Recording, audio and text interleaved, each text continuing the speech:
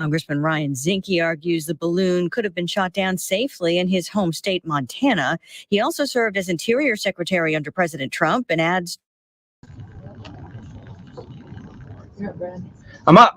It's pre-show. Hey, everybody. Welcome to the Monday edition of the Annie Frey Show. Got a big old show today. Got a big old goofball behind me dancing around like, well, goofball. Real quick here, I've got a poll question for you. Are you prepared for a catastrophic disaster? Yes or no? Ryan, do you have an opinion on that? Don't say what it is. Just yes. You do have one? Yes. All right. I have an opinion. At 12:25, we're going to have Victoria Coates. She's a senior research fellow for international affairs and national security at the Heritage Foundation. She's going to come in here and she's going to talk to us about the latest on the Chinese spy balloon because, oh my goodness, what a story that's been. Then at 12:45, we're going to have Wiggins America, and we're going to find out how your coworkers might be affecting your mental health. I haven't seen that text. Is that really one that he sent? Yeah. And then 107, Steve Moore, Distinguished Fellow in Economics, also with the Heritage Foundation. He's going to join us, talk about the economy. What basis is this conversation about? An article. From where? I tell you every freaking day. Where from? What is it from? I'll send it to you. What is the source? What's the source? Do you know? I'll send it to you. I haven't printed out. So, Annie, how does your coworkers affect your mental health? We have good healthcare here.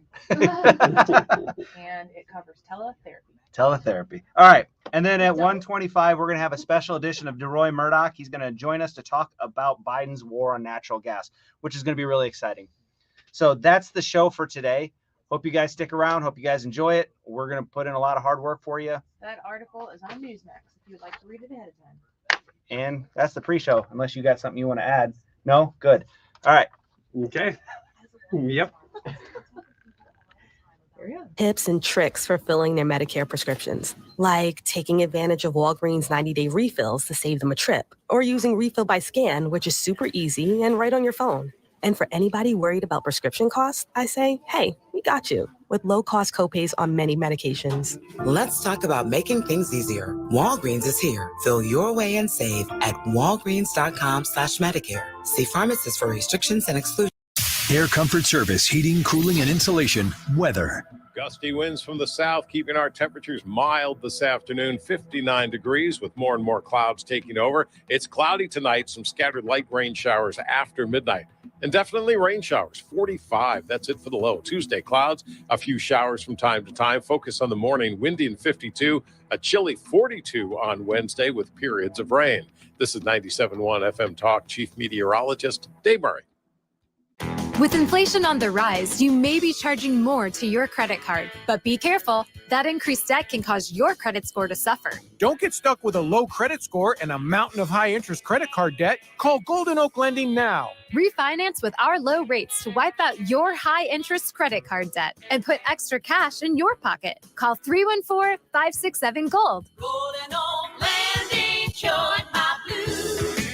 NMLS 114937. With each breath, allergens, germs, and viruses get trapped in your nose. Now there's a simple, easy, and effective way to clean your nose and protect your health. It's called Navage. Navage. Available at Navage.com. Download Upside and start getting cash back wherever you roll. It's like having your own hype man.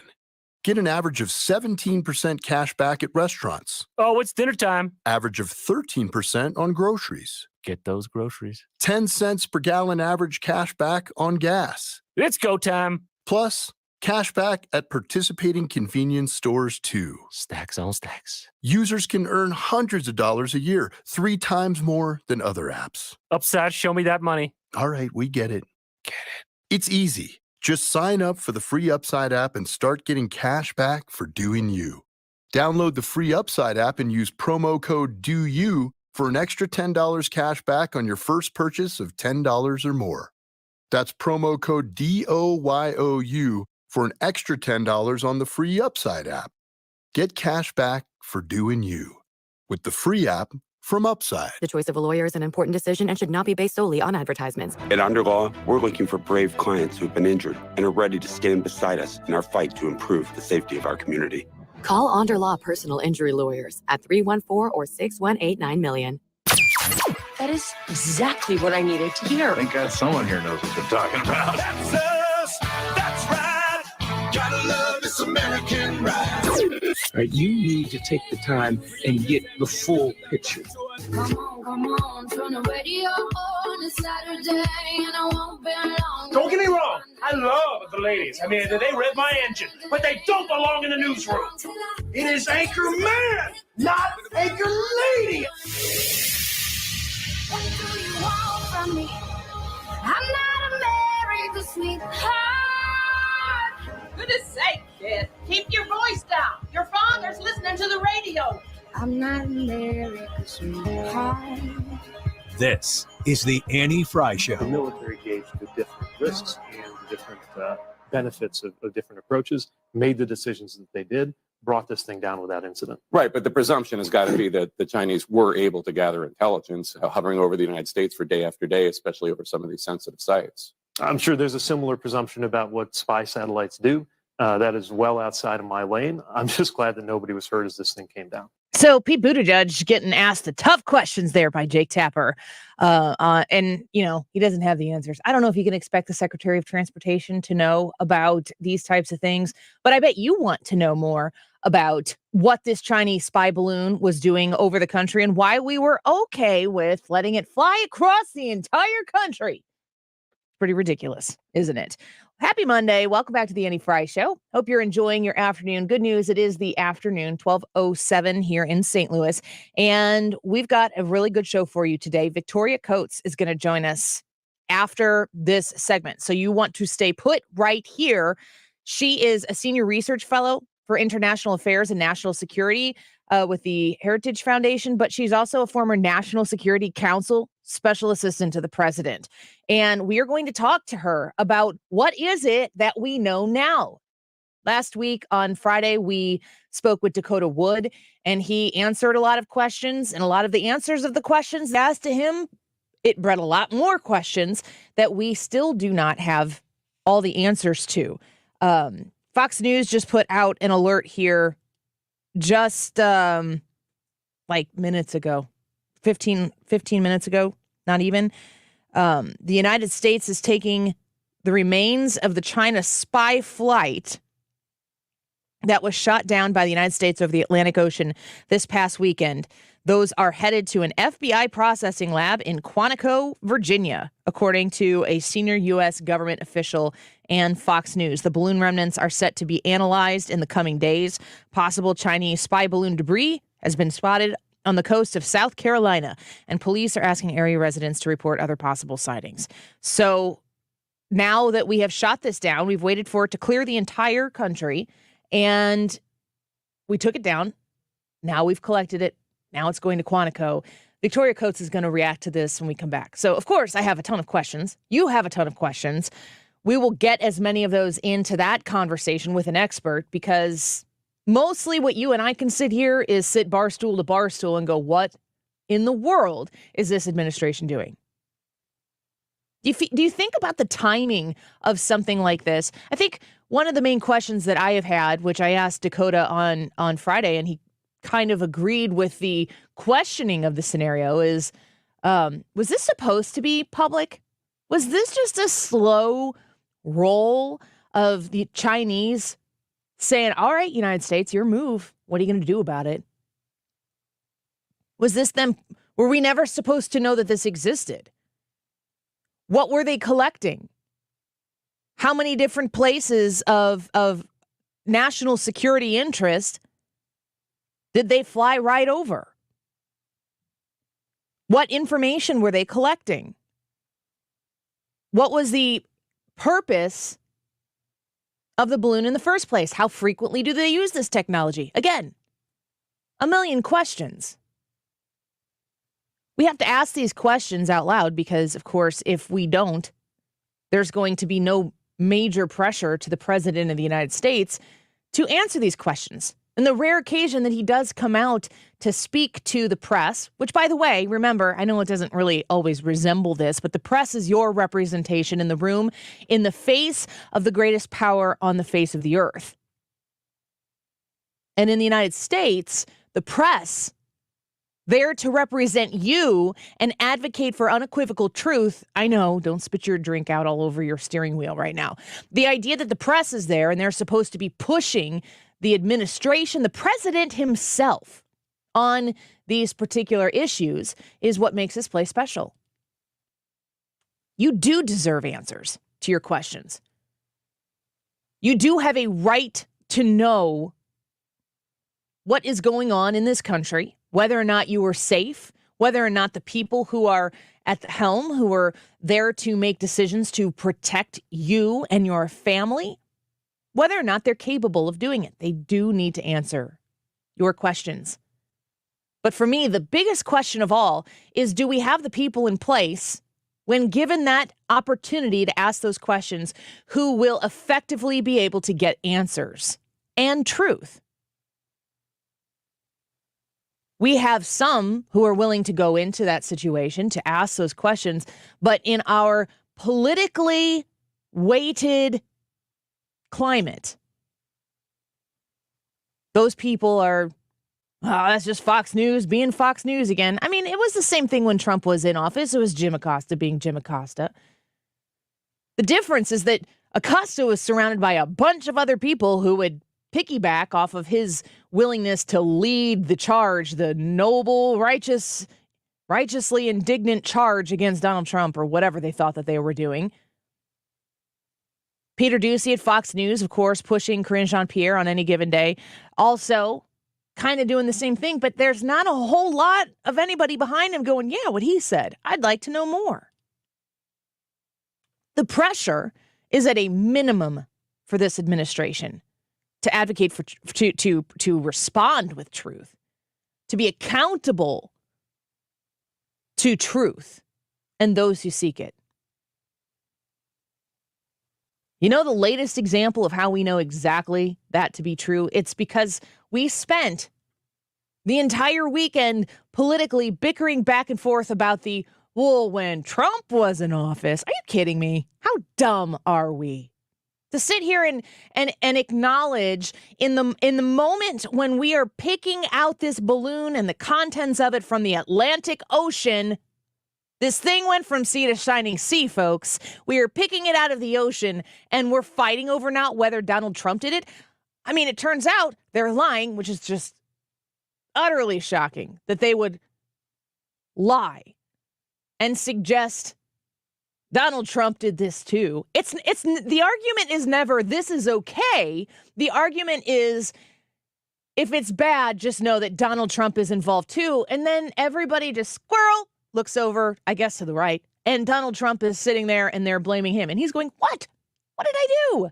That didn't happen. Nobody cares because it's the same story every time. How hopeless is this country if the focus right now is but Trump?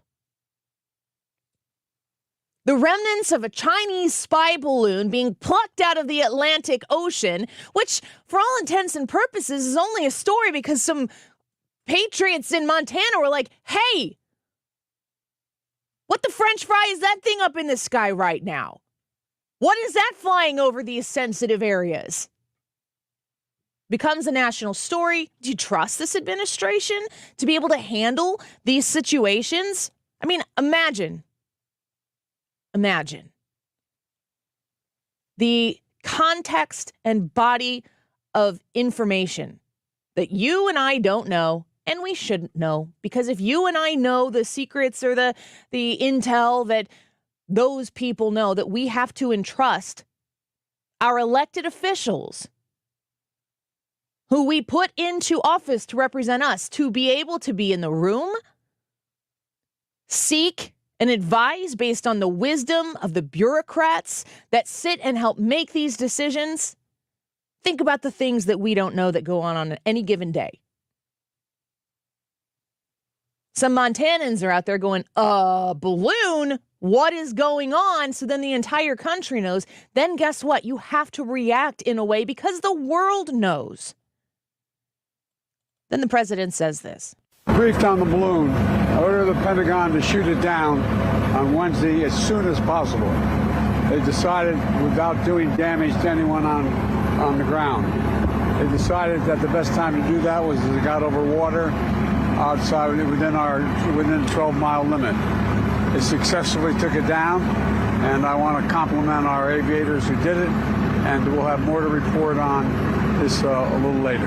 Thank you. Mr. President, what did you say about China? What's the message to China? You were saying the recommendation was from your national security. I told them to shoot it down. Oh, Wednesday. On Wednesday. But the recommendation They said to me, let's wait till the safest place to do it. What does this mean? I don't have confidence in this man to traverse these situations. I didn't vote for him. Doesn't mean he's not my president. For people who want to say, not my president, that's cute, but he is. Same goes one administration prior to the one that is right now. It is concerning. The Chinese spy balloon is the visual embodiment of the interest that China has in making a fool out of the United States. It's happening on the down low on TikTok every day. Get it off of your phone. Get away from that phone. I mean, you can listen to Tom Cotton, and I think Josh Hawley has been big on that issue as well. These are dangerous things because they serve China's interest, and what serves China's interest is diametrically opposed to what is in our best interests. It's not that they don't want to see us succeed. They want us to fail publicly and miserably. If you go back to the beginning, I think it was December of 2016. I think it was right after the 2016 election. And there was a Justice Department briefing, and they were talking about the Russians that they had arrested or charged, or whatever it was, for attempting to interfere with an election. These are no-name people who tried to buy social media ads. They repeated multiple times that these Russian entities worked to interfere in our election and that their efforts made no measurable difference on how the election turned out. And this was Obama's Justice Department. I don't believe that Donald Trump was inaugurated at that point. But there was evidence that Russia did try to interfere with the election. There were charges that were drawn, and it was public knowledge. But the thing that's always stuck out to me from what they said and the conversations that I've had with experts ever since is that Russia doesn't really necessarily want to tip the scales in one specific election. That's not what any of that is about.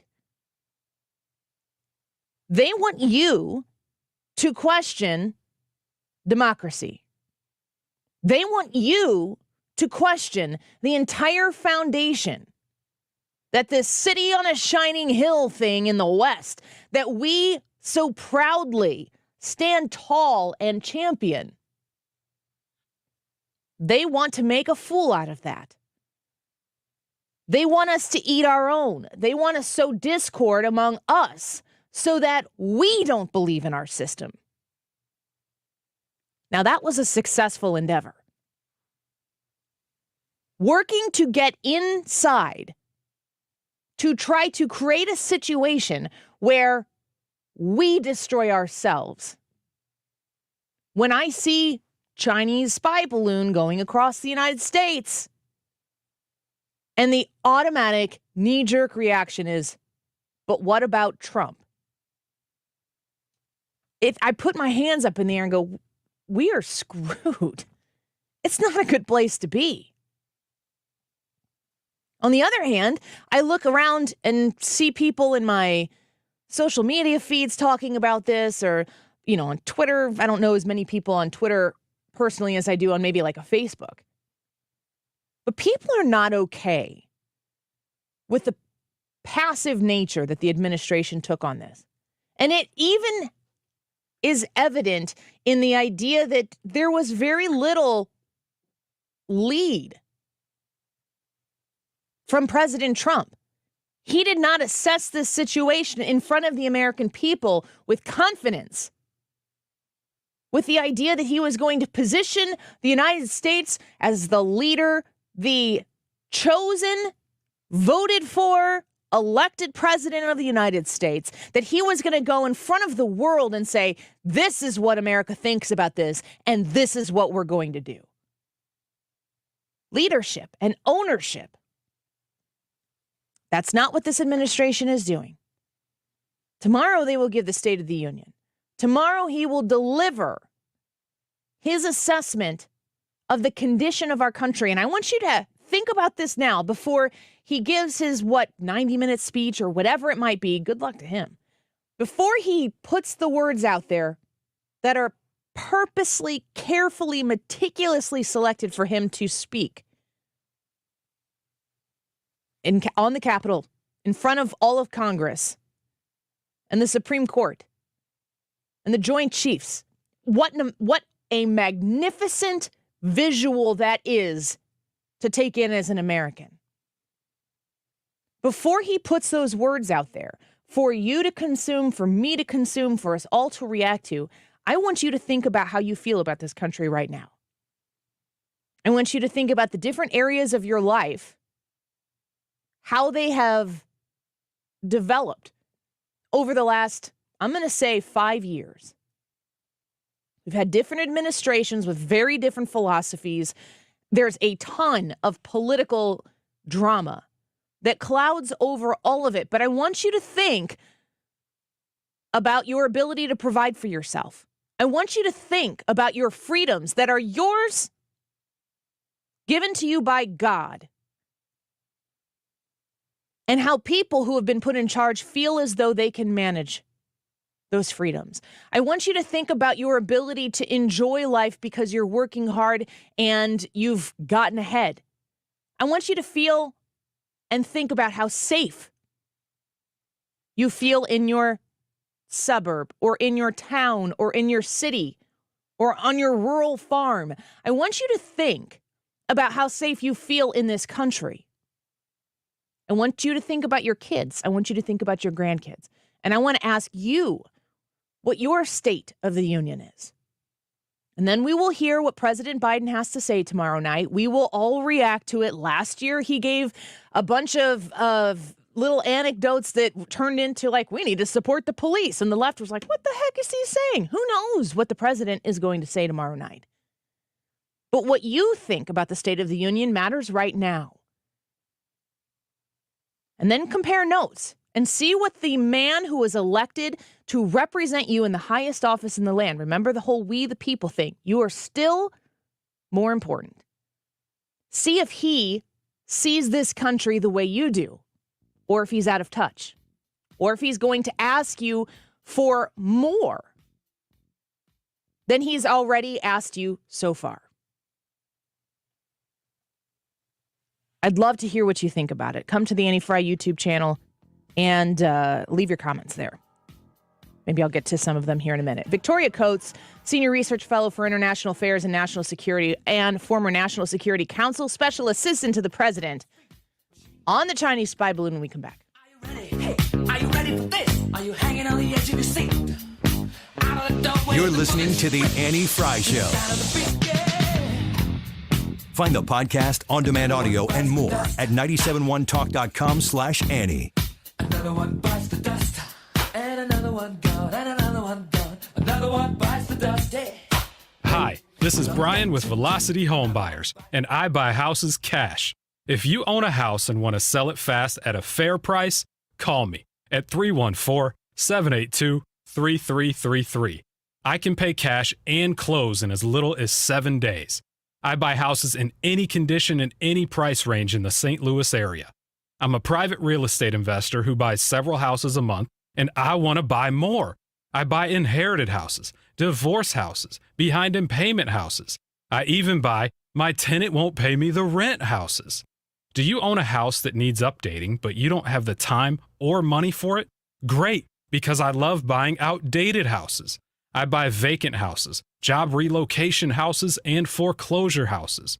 If you own a house and want to sell it fast, call me at 314-782-3333. That's 314-782-3333. ClosetFactory.com, the website you can pull up right now if you are interested in learning how customized storage can help you in your home, in your business, your office. If you are, working with a church, I've noticed at our church that there is a limited amount of space and every bit counts. When the Closet Factory comes and looks at your situation and they ask you questions, how do you use this space right now? What are the areas that are troubling for you? For instance, in my home with 4 kids, we have a place where we just have book bags that... Do I have hooks in my house? Of course I have hooks in my house. Do they hang them up on the hooks? They do not hang them up on the hooks. Why do they not hang the book bags up on the hooks?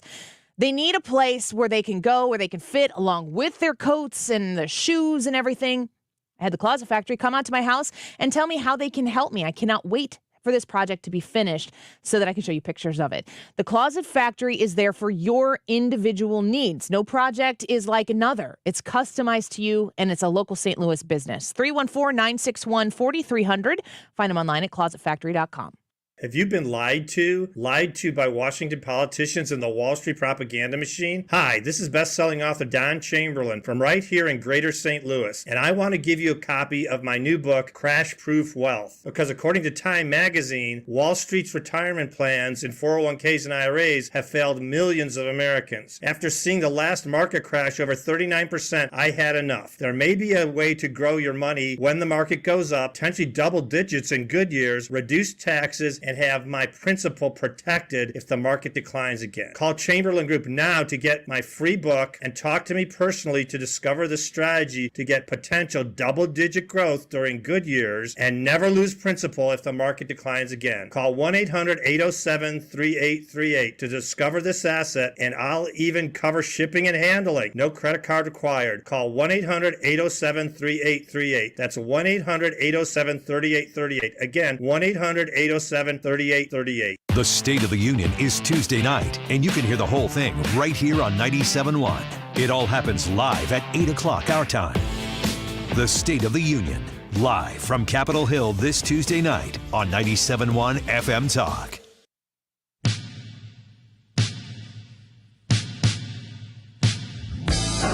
The Annie Frey Show is streaming online. Watch us live on YouTube and subscribe.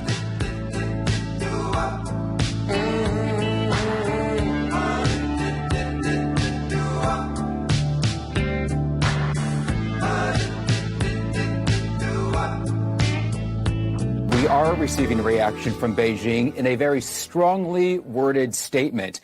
Among some of the key lines, let me just read them to you. First, China expresses its strong dissatisfaction and protest against the U.S.'s use of force to attack civilian unmanned aircraft. It goes on to say, under such circumstances, the U.S. insists on using force, obviously overreacting and seriously violating international practice.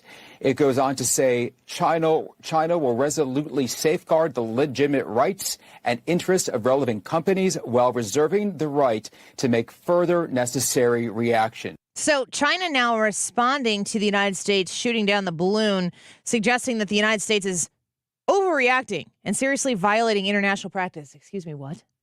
This doesn't make any sense to me. So we go to our expert. Let's talk to Victoria Coates. She joins us now. She's a senior research fellow for international affairs and national security. She's also a former National Security Council special assistant to the president. Victoria, thank you for your time today. It's really great to have you here to talk about this issue. It's good to be with you, Annie. So can I just give you like an open floor to react to what has taken place over the weekend? Because I have a million questions and about 10, 15 minutes to talk to you. Just tell me what you think is important for Americans to understand about what transpired last week through the weekend. Yeah, it was really an incredibly shocking moment as we all watched this in real time. The gigantic balloon hanging over Montana. The only reason we even found out what it was is because the good people of Montana, looked up into the sky and said, wait, that's no moon. And, then watched this thing drift, not drift. I mean, it was going on a beeline across some of our most sensitive military sites, some of which are obviously in Missouri, all the way to South Carolina, one of our biggest military states as well. So the idea that there was anything accidental or benign about this is just laughable on its face. And I think no American should, in any way apologize for pointing out that this is an intolerable national security risk to our country. And, that was really, I think, finally highlighted when they eventually did shoot it down, that the first F-22 kill that has taken place, this is the only one, took place over South Carolina. Let that sink in. We were firing missiles. We had to close airports because of this thing. And, the other piece of this, which I think, since the administration won't give us any of this information, Congress is going to have to demand it, is the Chinese response that you just played suggests that they think they have some grounds to do this. So I would like to know, is there something in the secret agreements on climate that John Kerry has been running around the world signing on his behalf, but I don't think it's really on behalf of the American people. Is there some kind of latitude for foreign countries, including China, to do, weather surveillance, which is ostensibly what they said this thing was doing? Why the weather in Montana is of such pressing interest, you can imagine for yourself. But do they think that they got an agreement out of Kerry that it was okay for them to fly these things in the name of studying climate change? If that be the case, and it certainly, I think, is not beyond the realm of the possible that it would be the case, then we literally have put out the welcome mat for this kind of activity, and the Congress has to get answers. So we're speaking with Victoria Coates right now. I'm curious about your connections. I know that, when it comes to national security and also energy, you're very well versed on these things. Do we have an indication that suggests that maybe this is being done in the name of climate change? Well, we have the Chinese own assertions that this was a weather vehicle. They kept calling it a civilian weather monitoring vehicle. Nothing in the PRC is civilian. It all has been weaponized and has a military edge to it. But I would say the rather shocking facts that this was also taking place during the Trump administration, but that they never told us, the folks in the national security world, that it was going on, again, suggests they thought it was outside of national security interests. And the thing that drives a lot of these folks is climate. And, that the problem there is China is the world's largest emitter. And it is just going up. They claim they're doing various things to clean up their emissions. They aren't. They're building more coal plants. They're doing all of these other things that make a lie out of their lofty statements about cooperation on climate.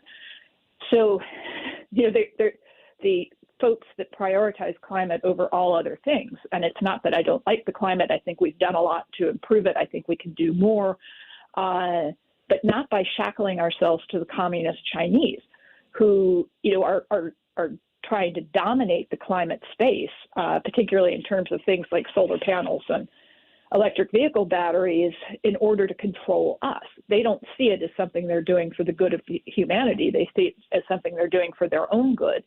And it looks to me, this balloon is evidence that we've fallen into that trap. We're speaking with Victoria Coates. She's a senior research fellow for international affairs and national security. And you also mentioned your time serving in the Trump administration. What do you make of these conversations that have taken place, almost taken priority over the weekend about, but Donald Trump's administration, they did this then too, as to suggest that somehow makes this any less curious or possibly perceived to be threatening to the United States should it have happened in Trump's administration? Well, that's precisely it. And you saw this narrative shift over the course of the weekend from, this happened under Trump, so you all can't be hard on us about it. And then you had two of my former bosses, John Bolton and Robert O'Brien, come out and say, wait a minute, we were never told about this. And I would add, I was never told about it on the National Security Council staff. And they told us about all sorts of other things that would be considered national security issues in terms of violations of sovereignty. So why not this? And then finally, the administration admitted, we didn't find out about the flights in the Trump administration until after the Trump administration had left office. Amazing. So, so that argument just doesn't hold water. I mean, one thing I can tell you about President Trump is that thing would have been on the ground. I think Americans suspect that for sure, that there would have been a strong reaction. You know, Victoria, we have a live chat that goes on every day as they're listening to our conversation here. Listeners all across the St. Louis bi-state region are listening. And the two things that I see pushing back on this story, usually these arguments are made in defense of the Biden administration. The political side of it is, the first is that, yeah, but Donald Trump, we've just covered that. The second one that I have heard and see it kind of, bubbling up even more as we move away from when we've shot this thing out of the sky, is that people are blowing this out of proportion. This isn't as big of a deal as people are making it out to be. Everybody just calm down. You are an expert when it comes to national security and international affairs. Is this a big deal? This is a huge deal. One of my colleagues has called this a Sputnik moment. When we suddenly realized the Soviets were ahead of us in the space race and were basically eating our lunch, and we had become complacent. And that was such a shock to the American people, just a shock to our whole system. And it is what then allowed us to very quickly, as a nation, make common cause against what was clearly, and that was hard because, remember, the Soviets had been our allies in World War II. So making that pivot, whatever it was 10 years later, it was not everyone's natural inclination, but getting Sputnik into orbit was such a shocking thing that people did realize what was happening. And I would say the balloon has played a similar role. I think particularly post-COVID, you've already got a sense that China is not our friend. And then when you see something like this, where no country should be without permission flying observational vehicles over the United States. There's no case in which that's okay. Weird sentence to have to say out loud. These are the sign of the times that you have to explain to people who are like, it's not that big of a deal, that this should not be considered okay in any stretch of the imagination. No, not at all. And particularly for China, which, Annie, remember, they feed off of data. Information is their lifeblood, and they use it to exert control over their own country and around the world. So they are constantly trying to harvest data about the United States. It's why TikTok is such an enormous problem, because that's just a data machine for them. All of these gaming platforms they put together. But this is also part of that. And, these same folks who are saying, stop freaking out, are saying, oh, though they've got, satellites anyway, so they wouldn't be using this for surveillance.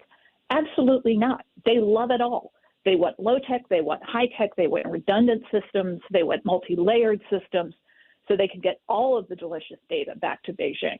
So I think this is an incredibly important wake-up moment for the American people. And the good news is starting with our friends in Montana, they appear to be waking up. Yeah. Victoria Coates with us right now. I have one final question for you. What information do we know to be true? What are the reports that we know to be true about what this was? You've kind of assessed what China has said it is, some sort of weather climate study. But the bigger question I have is, if China sends this balloon in it and we permit it to cross our entire country, have they learned anything using that technology about how it could be used in the future based on what they've learned about how it was used this pass? Oh, absolutely. And, bear in mind, the word balloon conjures up, obviously, birthday parties and clowns and whatnot. But these things have been used for military purposes. I mean, going back to the Civil War, Abraham Lincoln had surveillance balloons around Washington, D.C., and it was a little bit more low-tech. They would just, tie pieces of paper with their observations to rocks and drop them. So this was a little bit more sophisticated in the way it was transmitting back. But one of the things that's been studied is both how the Imperial Japanese used balloons in World War II to drop bombs, and what a problem that was. And then the possibility that you could have something that flies at 60,000 feet, like these balloons, and it could have a payload on it. And be it a small tactical nuclear device detonated at 60,000 feet becomes an EMP, becomes a just devastating disruption of our electrical grid and all of our systems. So they've studied how this thing can move across the entire country. They say they can't control its movements. Well, now they can see if that be true, which I'm not sure I accept. Now they know what its trajectory would be. They know what the Biden response or lack thereof would be. So this has just been a huge boon to them in terms of their own strategic planning of how they might be able to deploy such a device. Real quick follow-up. Do you believe that the United States knew what this thing was carrying before it got to the continental United States? We had to have a pretty good idea. Bear in mind, and also this was not an accident, that it came via Alaska, which is where all of our most sensitive missile defense installations are, because that's how a North Korean projectile would come to the United States would be over Alaska. So the idea that anything even considerably smaller than this would not be detected and analyzed from the Alaska installations is simply inaccurate. So I think they did know perfectly well. And what was interesting to me is, if there were elements within the government, including at DOD, where there are plenty of climate as well as military warriors on the job, if they were accepting of these things, there were then others, starting with General Ryder, who has been doing a lot of the briefings on this, who said, wait a minute, no. Maybe it is studying the weather, but it can study a whole bunch of things. That is a surveillance vehicle. Yeah. So it's interesting to me to see if DOD starts to really wake up to this. Well, we are going to be continuing to cover this, and we really are grateful for your expertise on this issue, and hope to be in contact as we find out more. Maybe Quantico will have something to say about it. We will wait and see. Absolutely. Anytime. Thank you Take care. so much. You as well. Victoria Coates, Senior Research Fellow for International Affairs and National Security at the Heritage Foundation, former National Security Council Special Assistant to the President in the Trump administration, on the Chinese spy balloon. The saga continues. And the more that I raise my eyebrow about, wait, what is this? What could they find out? What could they do? You're telling me you could put a nuclear bomb capability of an EMP over the middle of the country? Did you see the story that just came out of Maryland? 2 people were just arrested because they were trying to take out the power grid in Maryland. People know what's up, and people know the kind of dangers that would affect on the United States. If you don't feel as though you should be on the edge of your seat right now, ignorance is bliss, but you got to pay attention and potentially be prepared. That's today's YouTube live chat poll. Are you prepared for a catastrophic disaster? Yes or no? I would love to know, especially if you say yes, things that, of course, this is where everyone's like, well, I'm not going to tell you. No, I'm completely unprepared. Nothing stored or saved at all. But what kind of things have you done to prepare? What kind of things are you thinking, gosh, I really need to do this to prepare? Go to the Annie Frey YouTube channel and leave us a comment, and you can tell us why. We're going to take a quick break. Wiggins America in studio when we come back. The subject is how your coworkers might be affecting your mental health. Oh, boy. Ryan Wiggins in studio when we come back. Don't go away.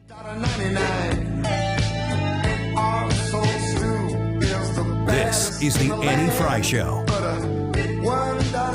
Interact with Annie on Facebook. The Annie Frey Show.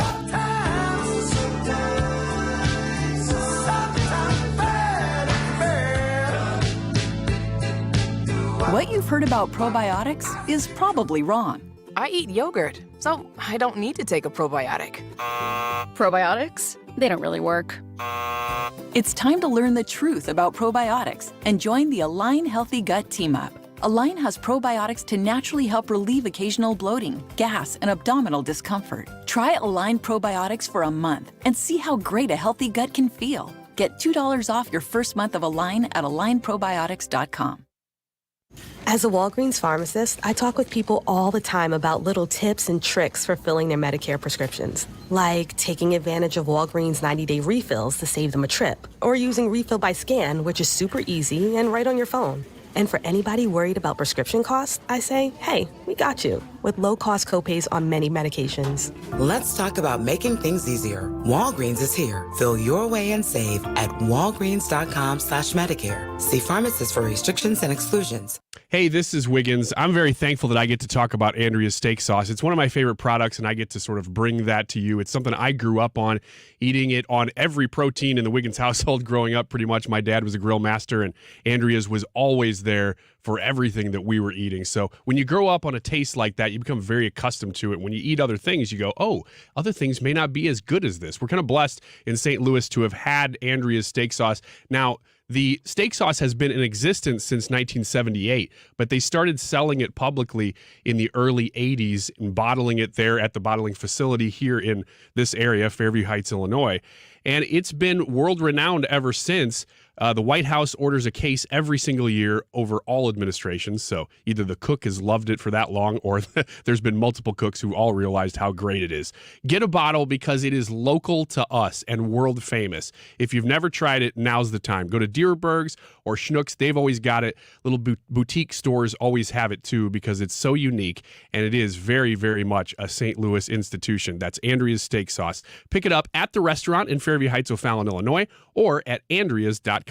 For the first time, Diamonds Direct is offering an extra 25% off all of their Diamond Classics collection. 25% off diamond stud earrings, 25% off diamond tennis bracelets, and 25% off diamond pendants and more. It's true. This Valentine's Day, Diamonds Direct lets you take a full 25% off all these must-have jewelry box staples. Diamond Classics are like a little black dress. It's jewelry that never goes out of style and something you can wear every day, whether it's just running errands or going out on the town. A nice pair of diamond stud earrings goes with anything and everything. And now through Valentine's Day, you can take an extra 25% off. It's our best value ever offered on these popular gifts. Don't miss this sparkling new Valentine's event. Visit DiamondsDirect.com to view the Diamond Classics collection. Learn about designer trunk shows offering an expanded selection and apply for zero-interest financing options up to 3 full years. Celebrate your love and save like never before at Diamonds Direct. Your love, our passion. Join Mosby Building Arts every Saturday from 12 to 1 p.m. on 97.1 FM. Rich Orse and guests give insider tips about renovations, design, construction, exteriors, and more. Tune in to Right at Home with Rich on Saturdays or catch the podcast online. You're listening to the Annie Frey Show live from the Air Comfort Service Heating, Cooling, and Insulation Studio. Air Comfort Service is hiring licensed journeymen. Don't have a journeyman license? Air Comfort Service will help you get it. Get guaranteed hours year-round and more. Apply online at aircomfortservice.com. 22 years of questioning the narrative. Thanks for making 97.1 FM Talk your home for conservative talk.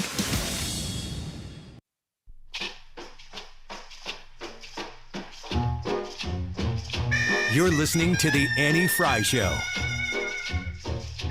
Follow Annie on Twitter at Annie Frey Show. Go down Trinidad. They make you feel so very glad. Calypso sing and make up rhyme. Guarantee you one real good fine time. Drinking rum and Coca-Cola. Welcome back to the Annie Frey Show. I heard the song yesterday. I love this song. It's the Andrews Sisters.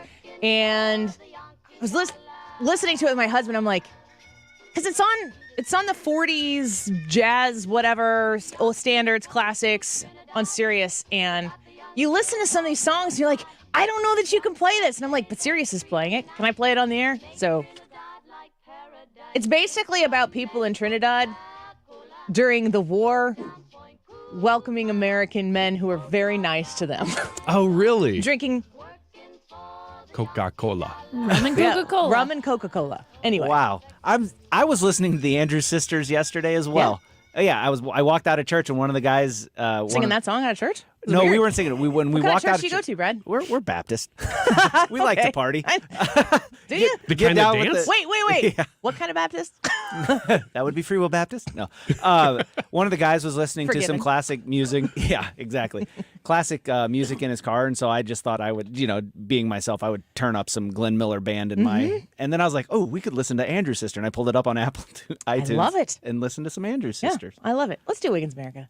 Wiggins! Oh! Wiggins! Speaking of drinking rum and Coca-Cola. Let's talk about that. Actually, let's talk about something completely different. Let's talk about... what? Your relationship with your coworkers. Okay, now, it's going to be awkward. Yeah, it's going to be unfortunate that we have to talk about this, but we do have to. This is from theconversation.com. It's from theconversation.com. Is this your website? Did you make this website this morning and write this article? I want an excuse to have this conversation, so Okay. I made up theconversation.com. Wow. So perhaps it might be time to reevaluate your relationship with your colleagues. It's possible. Huh. Rather than seeing them simply as people who share your workspace, think of them as people who have significant impact on your home life too. Oh, Lord, have mercy. Researchers have found that someone who benefits from a positive working environment with supportive colleagues is likely to pass on those benefits to their partner at home. So my question for all of you This is weird. What are we talking about? is how often, when you're talking to your loved ones, your family at home, do you give people like me, for instance, or really any of us, but we'll say me in this instance, credit for God. you being in a good mood? Would you say that it's often or not often okay, enough? Wait. Two choices. Wait. I got to make sure I get this right.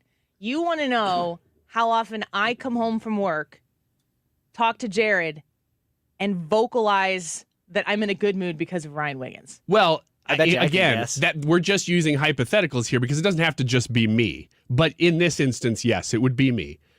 And you would have to come home and he would say, "Gosh, you seem in a great mood." And you say, "Well, that's probably because of my coworkers like Ryan Wiggins." So we're just talking about the times when my mood is good and this happens. We haven't gone to the dark side yet. Oh, yet.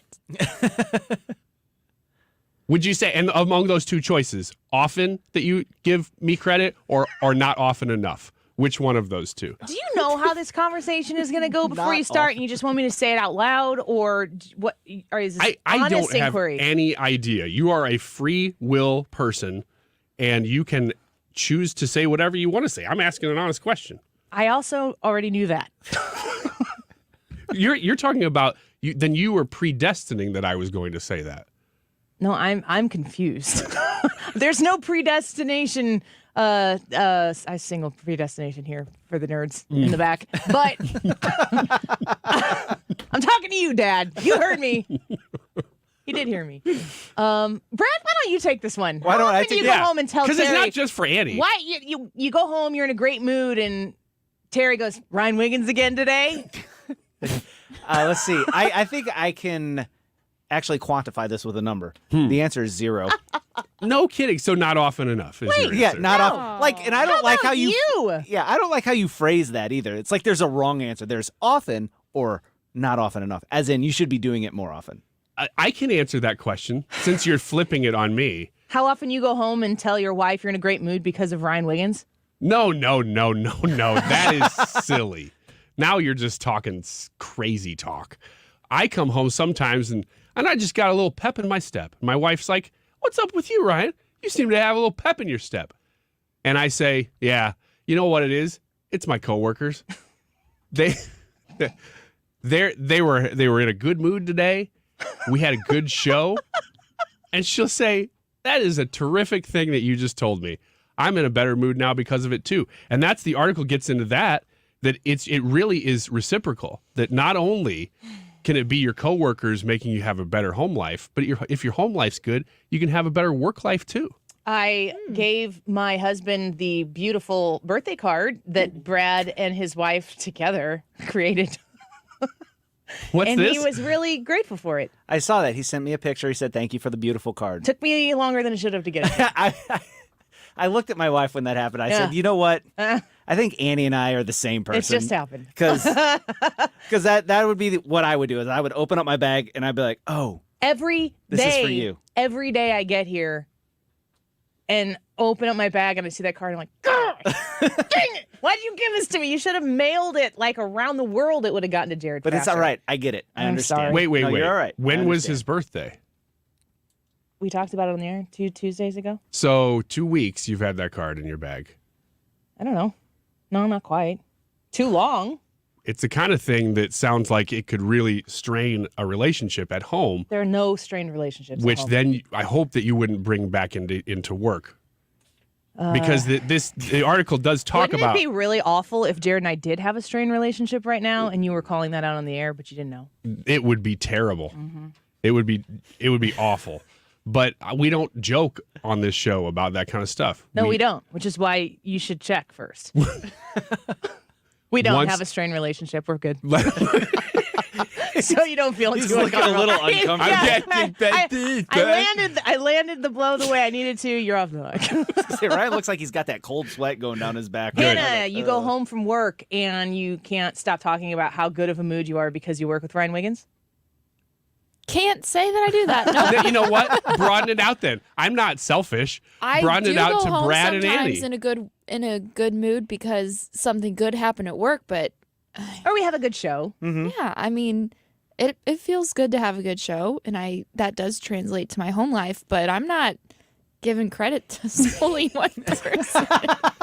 See, I mean, I'm joking, but there's Ryan a lot goes of truth home in and he's this. got a chart next to the door, and he's like, "Today goes to Brad." He gives a gold star or a red X. This one's for Annie. Annie said something mean today on air. Yeah, she gets an X. But I think there is a lot of truth to this, and people don't talk about it enough. That if things are going well at this home, is probably just the right versus amount. work, that things that they reciprocate. If things are bad, they can go both ways too. Mm-hmm. And Hannah, among everybody, is willing to admit that with me. Thank you, Hannah. You truly have made this one of the best Wiggins Americas ever. And tell Katie that. Yeah, good mood, bad mood. I'm going to tell her, honey, I think Wiggins America today could have been a little bit better. But we made it. But you know what? We soldiered through, and I think between the four of us, we made a decent segment. And she'll say, "That's great, honey. Is that why you have all that pep in your step?" And I'll say, "Yeah, it kind of is." And these are the conversations we have. We just get real with each other. Did you know that we were breaking at 57:50? No. Yeah, you seem like you were stalling, but once nobody I realized, stopped. Yeah. Once I realized that it was past time. Of course, today's a 57:50 I just day. kept going. You could, yeah. I shouldn't have even said anything. You'd still be panicking right now. No, I wouldn't. I was obviously handling the situation fine. It was very obvious what you were doing. I'm just trying to put you in a good mood, for Mrs. Wiggins. Well, if it's for her benefit, then thank you. 100%. Isn't it always? I would never think that you would do something nice for me, but for her, yes. I mean, unbelievable. I know your motivation. Oh, my gosh. Steve Moore, when we come back in the next hour, we're going to talk about some good economic numbers that hit. And Deroy Murdock, switching from Wednesday to Monday for a week. We're going to talk to him about some of the politics around a lot of the things that are facing you today. Don't go away. We'll be right back. If you own a home in St. Louis and you want to sell it as is without any inspections or the need to make any repairs, call Chris Buys Homes stlouis.com at 314-782-8000 and get your cash offer without any obligation, commissions, banks, or headaches. Chris buys vacant homes, inherited homes, fixer-uppers, beautiful homes, even the tenant who won't pay the rent apartment. Google us. Chris Buys Homes in St. Louis and check out our best reviews from satisfied customers. When you sell to Chris, you decide when you want to move according to your schedule and your terms. Go to our website, chrisbuyshomes.stlouis.com, or call Chris at 314-782-8000. That's 314-782-8000 and get the offer you've been waiting for. 314-782-8000. You want to retire soon, but everyone keeps telling you to wait until you're 65. After all, that's the age that you qualify for Medicare and you're close to full retirement age. I'm Marvin Mitchell, president of Compass Retirement Solutions. In my new book, Retire Early, The 9 Critical Decisions When Retiring Before 65, I discuss proper planning to help make early retirement possible. When to take Social Security, what to do with your 401k, health care, how to maximize retirement income, and much more. Get a complimentary copy of Retire Early by calling 1-800-743-8510. That's 1-800-743-8510. Can you retire early? Call 1-800-743-8510 for your copy of Retire Early, The 9 Critical Decisions When Retiring Before 65. Investments and services offered through Compass Retirement Group, a registered investment advisory in Missouri and Illinois. Compass Retirement Solutions is not affiliated with the U.S. government or any governmental agency. KFTK FM Florissant. From the Under Law Injury Lawyers, GetJim.com studio. 97.1 FM Talk. Always live on the free Odyssey app. The U.S. still not buying what China is selling. Lisa Brady, Fox News. Chinese officials claiming again that a weather balloon is what the U.S. military shot down over the weekend. The U.S. says it was spying. We know that they had a measure of control over its speed and its direction. And we believe it was conducting surveillance over over sensitive military sites inside the United States. National Security Council spokesman John Kirby says remnants have been collected from the ocean's surface so far. A government source says those remnants are headed to the FBI lab. Kirby not saying whether the president will talk about the balloon during tomorrow night's State of the Union address. Turkey declares 7 days of national mourning, even as the search continues for people buried by a 7.8 magnitude earthquake and many aftershocks. More than 2,600 known dead so far in Turkey and Syria, with thousands of buildings toppled. Two people accused of plotting to attack electrical substations in Maryland are due in federal court. Sarah Beth Clendaniel and Brandon Clint Russell were charged federally with conspiracy for their plan to use guns to take out Baltimore gas and electric substations. FBI Special Agent in Charge Thomas Sobocinski cited Clendaniel's words on the effect of the attack. It would lay this city to waste. Clendaniel is from Maryland. Russell, who provided logistics, is from Florida. Agents say the attack would have cut critical power to homes, businesses, and hospitals. Fox's Gernal Scott. Ohio's governor says crews now plan a controlled release of toxic chemicals from derailed train cars, aiming to reduce the threat of explosion. That risk prompting evacuations that extend over the border into Pennsylvania. 5 of the train cars were transporting vinyl chloride when about 50 cars derailed in a fiery wreck Friday night. America is listening to Fox News. When a cold comes on strong, knock it out with Vicks DayQuil Severe for max strength daytime relief. Just 1 dose of Vicks DayQuil Severe starts to relieve 9 of your worst cold and flu symptoms to help take you from 9 to none. Power through your day with Vicks DayQuil Severe, the daytime non-drowsy, coughing, aching, fever, sore throat, 9 to none medicine. Use as directed. As a Walgreens pharmacist, I talk with people all the time about little tips and tricks for filling their Medicare prescriptions, like taking advantage of Walgreens 90-day refills to save them a trip, or using Refill by Scan, which is super easy and right on your phone. And for anybody worried about prescription costs, I say, hey, we got you, with low-cost copays on many medications. Let's talk about making things easier. Walgreens is here. Fill your way and save at walgreens.com/Medicare. See pharmacists for restrictions and exclusions. Air Comfort Service, heating, cooling, and insulation. Weather. Gusty winds from the south, keeping our temperatures mild this afternoon, 59 degrees with more and more clouds taking over. It's cloudy tonight, some scattered light rain showers after midnight. And definitely rain showers, 45. That's it for the low. Tuesday, clouds, a few showers from time to time. Focus on the morning, windy and 52. A chilly 42 on Wednesday with periods of rain. This is 97.1 FM Talk Chief Meteorologist Dave Murray. Attention bourbon lovers, Mark Cox here. Join me Thursday, March 2nd at the Clayton Wine House for an evening of sampling and mingling. Tickets include appetizers and tastings from some of the finest vendors in the market. Visit 971talk.com/events and get your tickets now. Mark Reardon sees clearly thanks to Doctors Birdie and Maholtred Ophthalmology Associates. You can too. Go to youridoc.com today. That's youridoc.com or call 314-966-5000. Ophthalmology Associates. CAJonesInc.com. If you're looking to build a home on the Illinois side of the river, I want you to check out their website. First and foremost, because they have homes for sale right now that are brand new construction. They build these houses and they're just waiting for somebody like you who's looking for that beautiful home that is yours. Never been anyone else's. You get to move in and get settled in. They are listed on their website at cajonesinc.com, but you can also learn there about how they go about building and the things that they make very much so a priority when it comes to preparing a home for you. Energy efficiency is a huge deal for people at CA Jones, and they are very proud of how how energy efficient their homes are once they have been built. Energy Star certified home builders are important, and that is C.A. Jones. You can also enjoy their 10-year builder limited warranty, including a lifetime waterproof basement warranty. If you are in the market for a home and you are looking to build on the Illinois side of the river, or you want one of their new constructions, it's all available on their website at cajonesinc.com.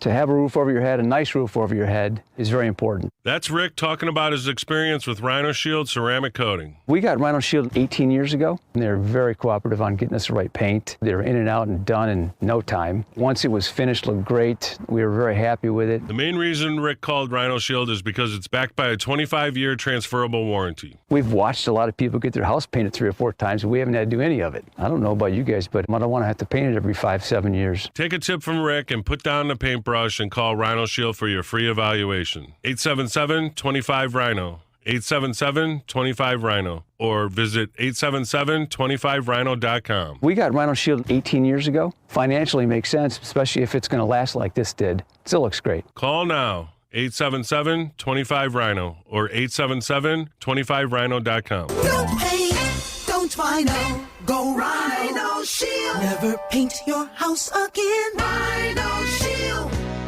Join us at Odyssey as we all do our one thing, together millions of things for our planet. Give your sweetheart an experience rather than a gift, like a night out for dinner or a couple's massage. When we each share our one thing, it becomes a million things for our planet. What's your one thing? That is exactly what I needed to hear. Thank God someone here knows what they're talking about. That's us, that's right. Gotta love this American ride. All right, you need to take the time and get the full picture.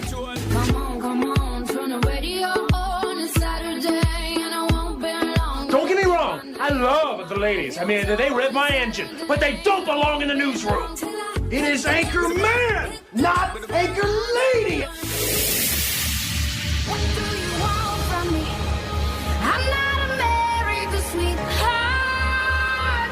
Goodness sake, kid. Keep your voice down. Your father's listening to the radio. I'm not America's sweetheart. This is the Annie Frey Show. And our new poll this morning with the Washington Post shows significant warning signs for Democrats. More than half of the country disapproves of Biden's job performance, weighed down by significant discontent over the economy. 40% say they are worse off financially than they were 2 years ago. The most negative response to that question in nearly 40 years of our polling. And as Biden prepares for a likely 2024 re-election campaign, less than a third of Democratic voters want to see him renominated. So ABC's John Carl, they're talking about how a recent poll say 40% they're worse off financially than they were 2 years ago. And you got to wonder how much are we going to be able to wring that rag and get out the COVID, the post-COVID struggles that people are dealing with and living with. Well, today there was some good news. Janet Yellen, Secretary of the Treasury there, is saying you don't have a recession with unemployment at a 50-year low. Let me read to you from Fox Business. Janet Yellen said today that she sees a path in which the United States economy avoids a recession, citing a slow but steady decline in inflation, strong job growth, and a historically low unemployment rate. She said you don't have a recession when you have 500,000 jobs and the lowest unemployment rate in more than 50 years. What I see is a path in which inflation is declining significantly and the economy is remaining strong.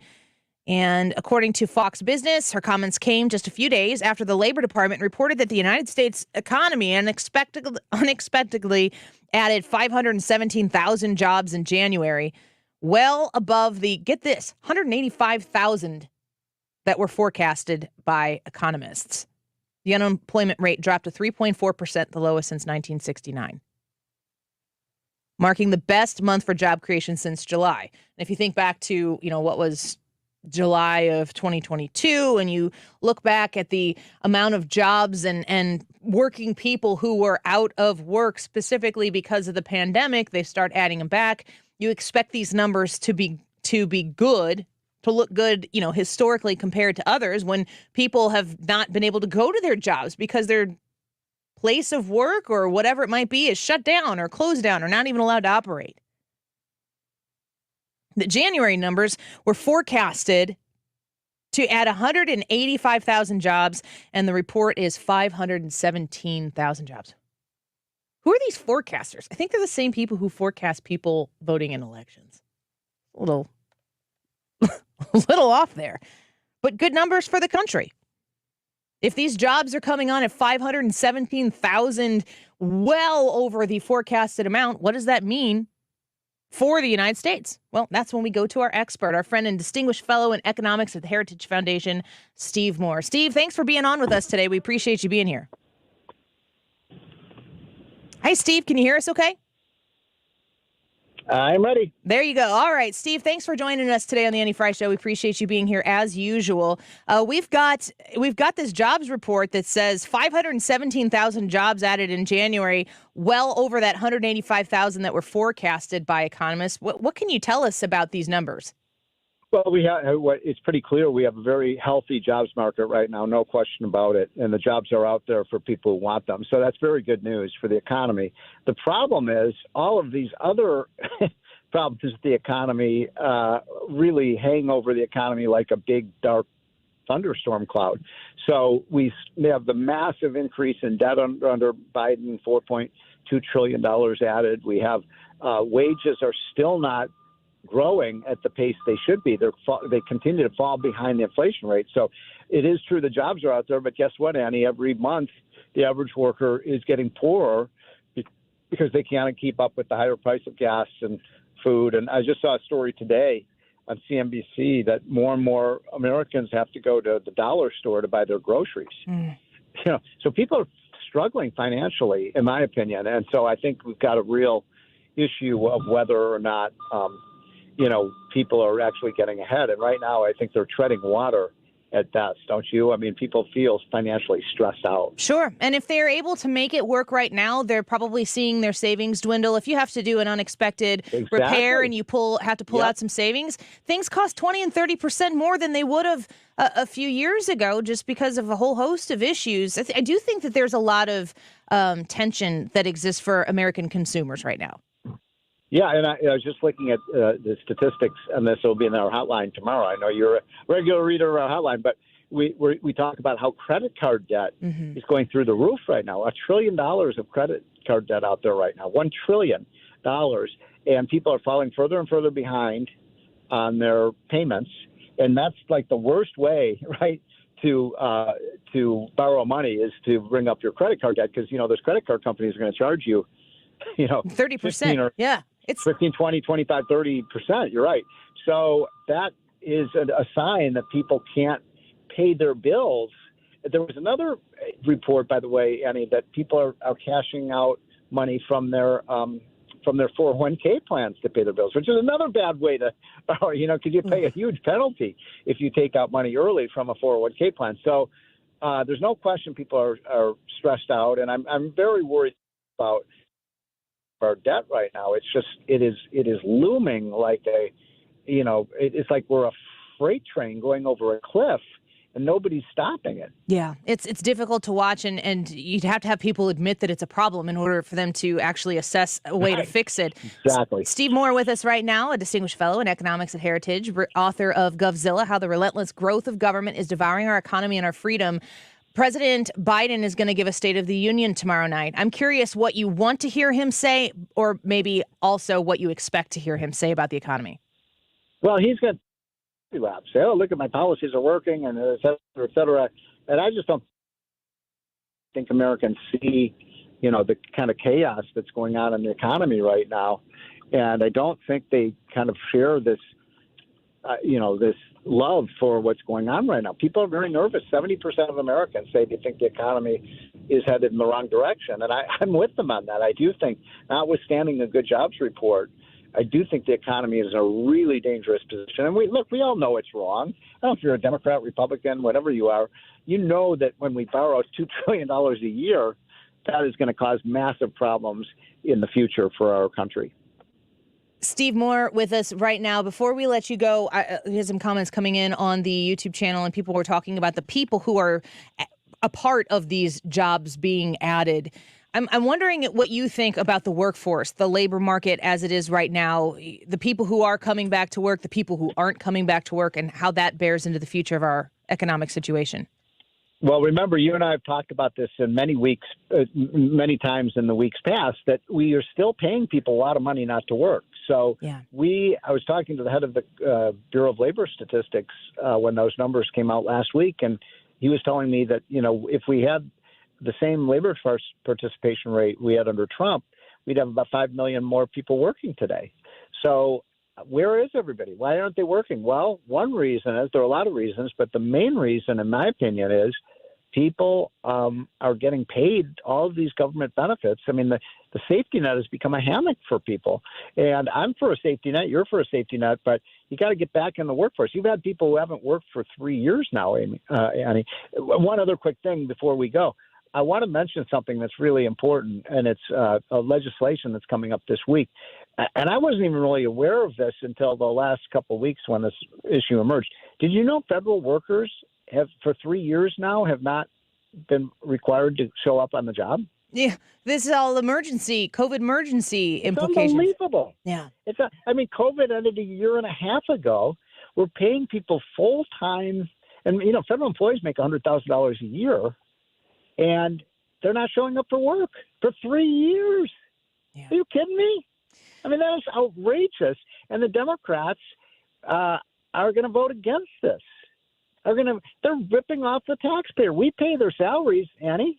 Yeah, and the standards are different. It's not the way it works in the private sector. Exactly. Yeah, and in fact, there was just a study that showed, and even in the private sector, still 50% of private employees are working remotely, but 90% of federal employees are. That's ridiculous. Yeah, it is. We have to get the country back to work and have that mentality if we're going to succeed. There you go. And stop spending so much, of course. Steve.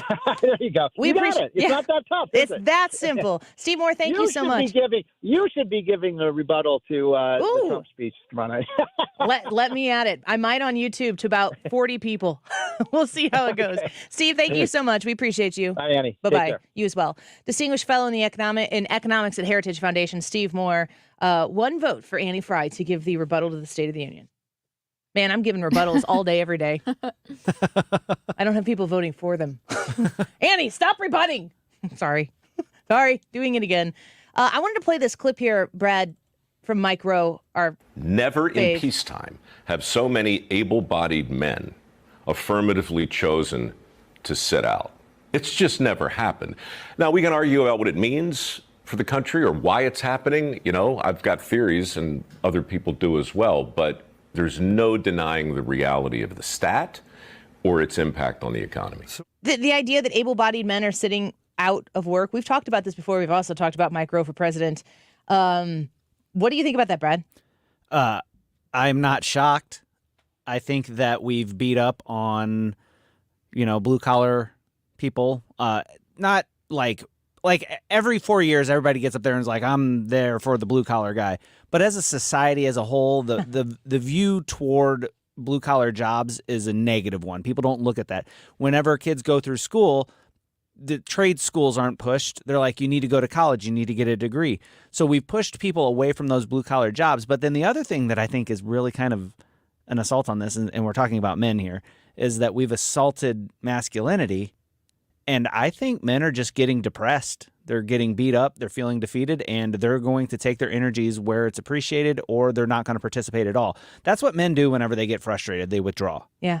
And I think maybe we're seeing that as a country, and that's really disturbing. The idea that the blue-collar political party in this country are the Democrats, they have so far departed from that sort of, working man representation. Mm-hmm. The MO for the political left. Now, if you're sitting here and you are a union Democrat through and through, generationally speaking, high five, I get that. I'm not really specifically talking about you. I'm talking about the people who are paid mouthpieces for the Democrat Party, which is where your union dollars go to support.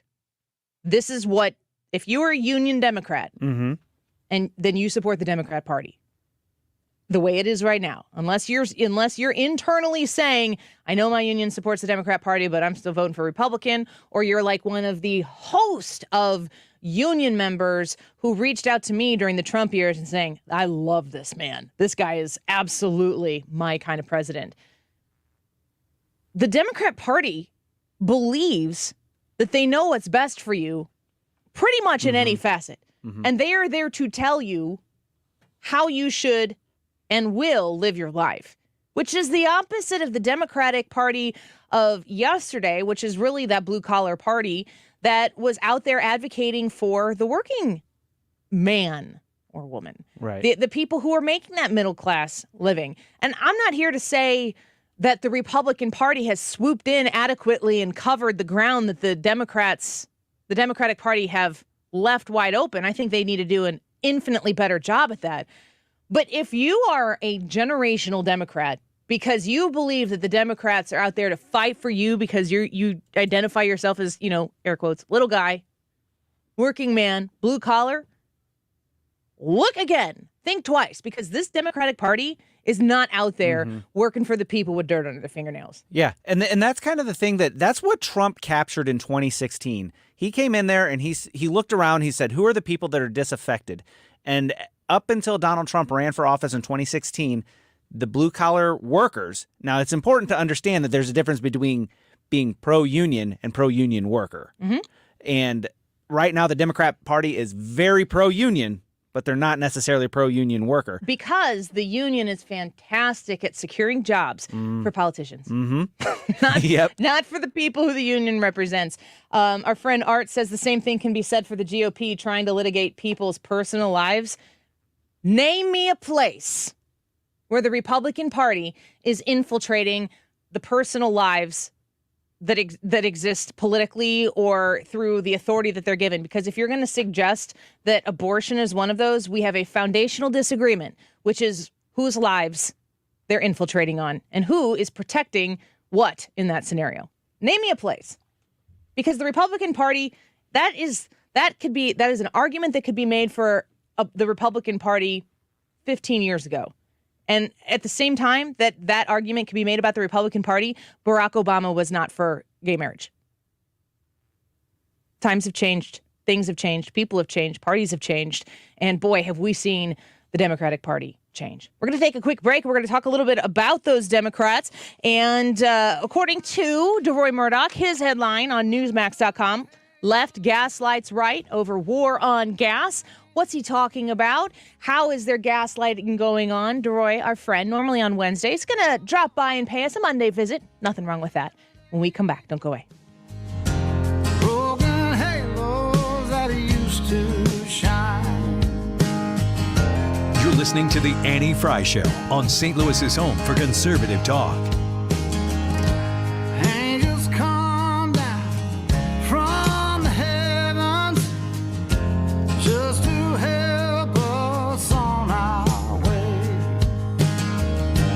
Come to teach us, then they leave us, and they find some other soul to save. Hey guys, Glover here with my very, very good friend, Dr. Kathy Maupin at BioBalanceHealth.com. If you have reached that certain age and you're just not feeling very well and nothing's working the way it used to work, go see Dr. Kathy. She is not only a medical doctor, she is a patient of this bioidentical hormone replacement therapy. It absolutely works. It's a long-term solution. She is an artist when it comes to helping you with your hormones. BioBalanceHealth.com for Dr. Kathy Maupin. Your retirement is important. And we were just listening to Steve Moore talk about people who are potentially pulling money out of their retirement fund. Ooh, you don't want to have to do that. But you want to make sure that when retirement gets there, if you're 55, if you're a little bit older than that, and retirement is around the corner, is it going to be there the way you expected it to be there? Well, you need Thomas Helbig, Bob Kershaw, Tammy, and the amazing team at the Retirement Advisory Group to help you navigate that process. I have had so many 97.1 listeners, Annie Frey Show listeners, who have gone to his seminars, who have called for that free consultation with zero obligation involved, where they've sat down and talked to him and said, thank you so much, Annie, for connecting me with the Retirement Advisory Group. If that is something that you're interested in, I'm going to give you a phone number here. You can type it in your phone, call Call it when it's convenient to you and get that scheduled today. 314-993-9494. That's 314-993-9494. Schedule your appointment today. You will not be disappointed. Costs you nothing, no obligation. You can find them online at retirementkey.com. The federal government is hiring 87,000 new IRS employees and enforcement agents. Make no mistake, with spending out of control, they're looking to collect revenue. The first target will be you. If you have not paid your taxes or filed them in years, let me help you get that target off your back. Hi, this is Lance Drury with the Lance Drury Law Firm here in St. Louis. So if you have unfiled returns, wage levies, bank levies, or tax liens, now's the time to call the Lance Drury Law Firm before the IRS calls you. Your consultation is free, so don't put it off. The Lance Drury Law Firm focuses solely on tax resolution law. It's all we do. And if you have IRS problems, you have legal problems. Let us use our tax law resolution experience to guide you and work on your custom resolution plan. Call now. It's free and confidential. Call me, Lance Drury, at 314-260-6120 or go to lance.drurylaw.com. The choice of a lawyer is an important decision and should not be based solely upon advertisements. The Mark Reardon Show. Chris Goodson, entrepreneur, local real estate developer. There's got to be a way with all of our technology to lead this thing down. The message that needs to be sent to the Chinese, we don't tolerate this, period. Weekdays from 3 to 6. St. Louis's home for conservative talk. You're listening to The Annie Frey Show.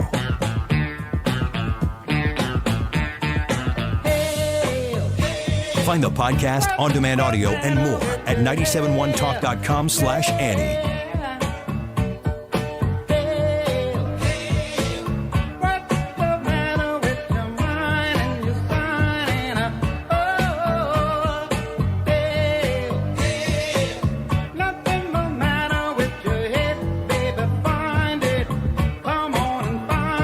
I think you'll hear a lot of glossing over of the real issues that the American people are suffering through. If we were going to hear something authentic from President Biden, it would be, American people, I'm sorry. I apologize for record-breaking crime, record-breaking inflation, and record-breaking border crossings. What I anticipate, however, is he will talk about nothing for as long as humanly possible and stop talking. What do the American people deserve?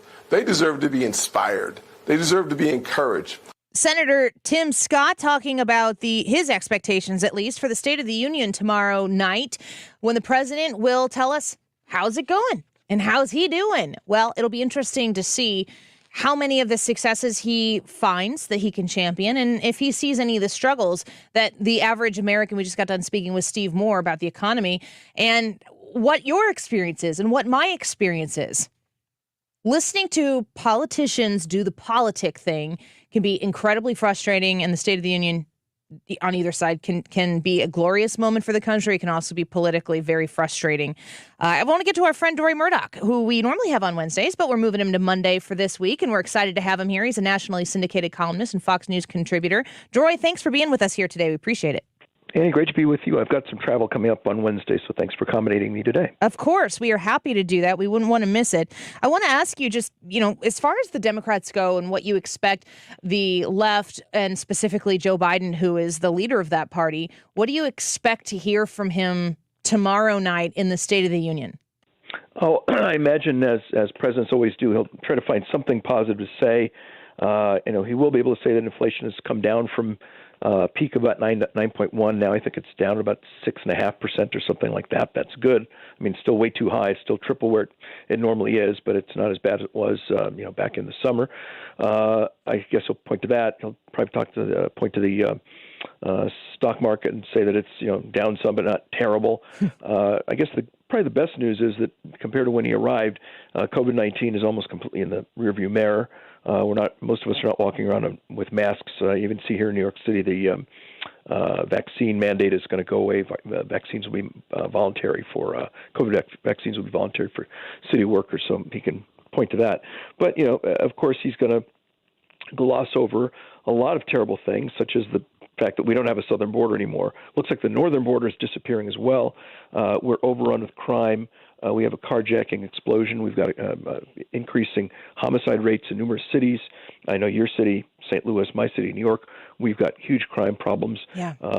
And the education system's a mess, and a whole lot of bad things are happening. But I wouldn't expect to hear that out of his mouth tomorrow. Yeah, it'll be frustrating to listen to it, but I am interested to sit down and take it in. I still think from a spectacle standpoint, it's still a really powerful thing for any American to watch that room assemble and to really kind of be able to take as a voter an assessment of, does this guy or gal understand what my existence is like here in this country? Do they understand what I'm going through?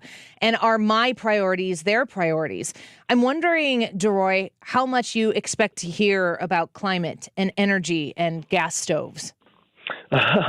Well, I'm sure he will talk about all the wonderful, beautiful things that are happening in terms of fighting "quote unquote" climate change. This is kind of a religion for the left, and I'd be shocked if he didn't bring that up. As far as gasoline, he'll probably talk about the price. Gasoline prices have come down. Again, they're higher than they were when he arrived, but lower than they were over the summer. My guess is he's probably not going to talk about gas stoves. You probably will avoid completely the fact that the Consumer Product Safety Commission came out. One of the commissioners, Richard Trumka Jr., son of the big labor leader, and he said that he thought it'd be a good idea to ban gas stoves. And of course, there's a big explosion and brouhaha. And then finally, the White House said, no, the president doesn't support this, thinking, okay, this is the end of it. Well, guess what? 3 weeks later, didn't even wait a month or two. 3 weeks later, the Department of Energy announced on Wednesday that it's going to come up. It's planning to have new standards for gas stoves. So rather than ban them, they'll just have standards that makes them impossible to be produced, kind of like with light bulbs. They were never really prohibited as such. They just created standards such that they couldn't meet the standards. So these folks seem really intent on telling us what to do from when we wake up until we go to sleep, including making our coffee and tea in the morning, or scrambling our eggs, or making our bacon. And they only want us to do them on electric stoves, not gas stoves, even as at the same time that we have a very fragile power grid that, as we saw just over the weekend with all of the cold in Texas and elsewhere, we had massive power outages in Texas and elsewhere in the South. So if you're sitting in a power outage, guess what? If you don't have a gas stove, you're sitting in the dark, and you're also hungry and probably sleepy because you can't heat up your coffee or tea. Yeah, got to have the coffee. Come after people's coffee and see how they react. We're speaking with Deroy Murdock. Right. He's a nationally syndicated columnist. You see him as a Fox News contributor. I'm wondering about the Chinese spy balloon and your thoughts on the decision to. We heard the president say, I told him on Wednesday, shoot this thing down. And they said, okay, we'll do it when it's safe. It goes across the entire United States. They shoot it down in the Atlantic. They're fishing it out now and sending it to Quantico. What are your thoughts?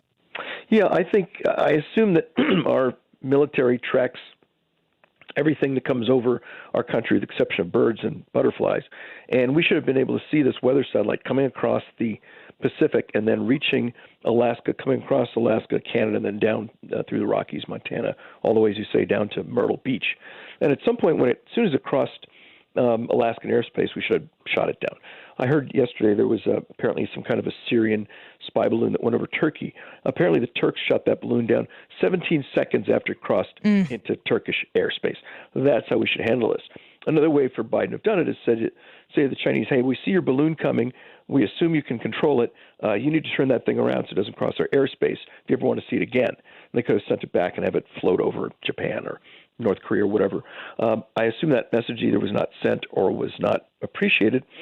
And now we've had this a spy satellite fly over several of our military bases, fly over our nuclear missile silos, I assume send information back to Beijing where it's probably being analyzed, and then over about a 4 or 5 day period make a complete mockery of this country and the notion that Joe Biden and the U.S. now are so weak we can't even pop a balloon until it's over open water. If I were living in Taiwan right now, I'd be very scared. Wow. It's hard for me to assess like the obvious things that the United States, the people of the United States aren't going to just be told every piece of intel that we have on something like this, so that if you tell us, then of course everybody knows.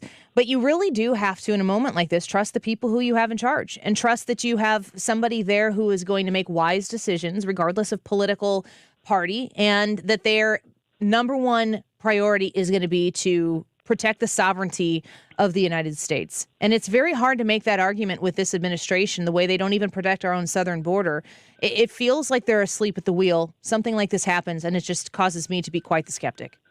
Yeah, and he should be. As you say, the southern border is gone. The northern border appears to be going, and now the air border, if you will, is wide open to the Chinese. Who knows if somebody else will send more drones, more spy satellites, or balloons, or whatever the case might be. But it doesn't send a good signal. It sends a signal of weakness, as we saw the signal of weakness with the complete collapse of Afghanistan. That was not good. So we basically said to the world, look, we don't have borders. We pull the military out, helter-skelter, and we don't defend our airspace. These are not at all good messages to send a hostile and dangerous planet. A final question for you. We're speaking with Deroy Murdock right now. When over the weekend, we've got all these questions that are developing about this spy balloon as it transpires itself across the entire country. The conversation over the weekend turns very quickly and loudly into, oh, but this happened when Donald Trump was in office. Probably not surprising for you, but what do you make of that constant drumbeat, always going back to, oh, but Donald Trump? Yeah, this is the defense. Well, Trump did it too. On this matter, the former director of national intelligence, the former national security advisor, former Secretary of Defense, K.T. McFarland, who I believe was deputy national security advisor, all of these folks said, and Trump as well, said, we never heard about this. We never got a complaint or notification that there were any Chinese spy balloons overhead. I think if they had been there, Trump gladly would have been thrilled to blow the thing up and then go on TV and brag about it within 30 seconds. I mean, does anybody here think Trump would not have come out and given a press conference about that immediately? And so either Biden company are lying and this never happened, or somehow or another they are able to detect it now, even though Trump and company couldn't detect it then, or the military or the intelligence agencies knocked this down and didn't bother to tell anybody in the national security hierarchy, which I find impossible to believe. So either the Biden people are totally lying, or the deep state did this and didn't bother to tell anybody, which is maybe even more disturbing. Neither of those is a satisfying answer to me. Absolutely. Well, Deroy, we appreciate you. Thank you for giving us some time on a Monday, and we hope your travel is safe later on in the week. Thank you very much. Talk to you next week. That sounds great. Bye-bye.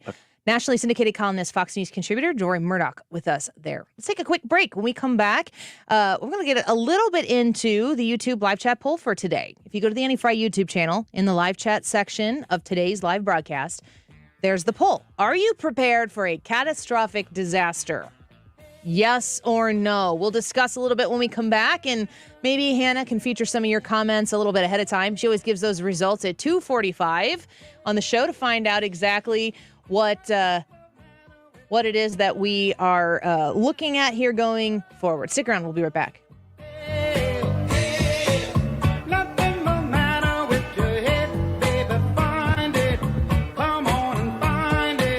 You're listening to The Annie Frey Show on St. Louis's home for conservative talk.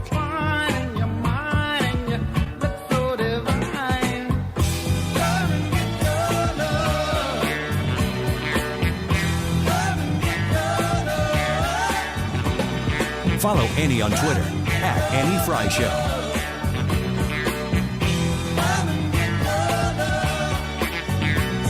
If you've been thinking about vision correction in the new year, there's no better time to get it than right now.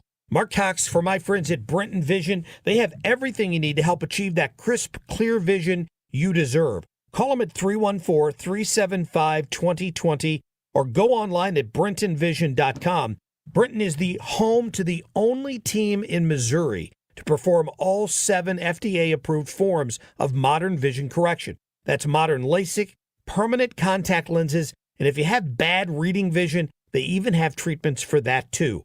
Do what our friend Jessica from O'Fallon, Missouri did. Go to Brenton Vision for a consultation. See what you're a candidate for. Jessica told us to be able to see clearly without the use of glasses is such an incredible feeling. So if bad vision is standing in your way, call Brenton Vision, 314-375-2020, or schedule right now at brentonvision.com. That's brentonvision.com. Stewart's American Mortgage and the bagel loan.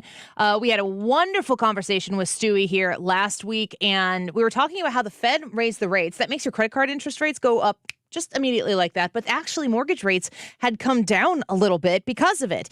They're trying to slow borrowing and all of that. And Stewie has you covered. This is so important to have somebody in the business who understands exactly how the economy is working and how to use it in a way that gives you the leg up on all of your competition when it comes to buying that home.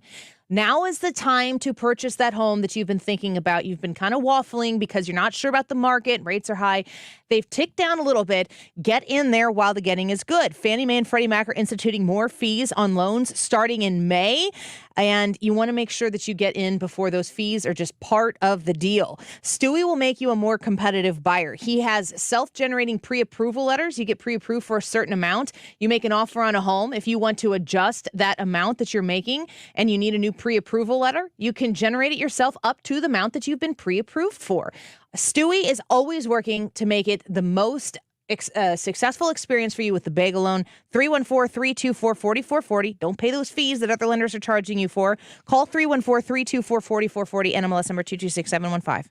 Conservatives Care is our monthly action plan to make a difference in our community. Hi, this is Kathleen from the Mark Cox Morning Show, and in February, we're focused on the Animal Protective Association of Missouri, connecting people with animals in need of homes. Learn more at 971talk.com/care. Have you been lied to by Washington politicians and the Wall Street propaganda machine? Hi, this is best-selling author Don Chamberlain from right here in Greater St. Louis, and I want to give you a copy of my new book, Crash Proof Wealth, because according to Time magazine, Wall Street's retirement plans in 401ks and IRAs have failed millions of Americans. After seeing the last market crash over 39%, I had enough. There may be a way to grow your money when the market goes up, potentially double digits in good years, reduce taxes, and have my principal protected if the market declines again. Call Chamberlain Group now to get my free book and talk to me personally to discover the strategy to get potential double-digit growth during good years and never lose principal if the market declines again. Call 1-800-807-3838 to discover this asset, and I'll even cover shipping and handling. No credit card required. Call 1-800-807-3838. That's 1-800-807-3838. Again, 1-800-807-3838. You're listening to the Annie Frey Show live from the Air Comfort Service Heating, Cooling, and Insulation Studio. Air Comfort Service is celebrating 54 years of residential and commercial service, maintenance, and installation of heating and cooling systems. Get in your comfort zone. Visit aircomfortservice.com.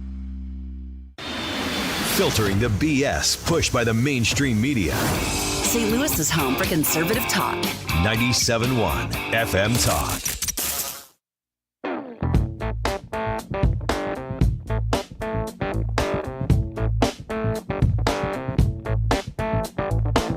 This is the Annie Frey Show.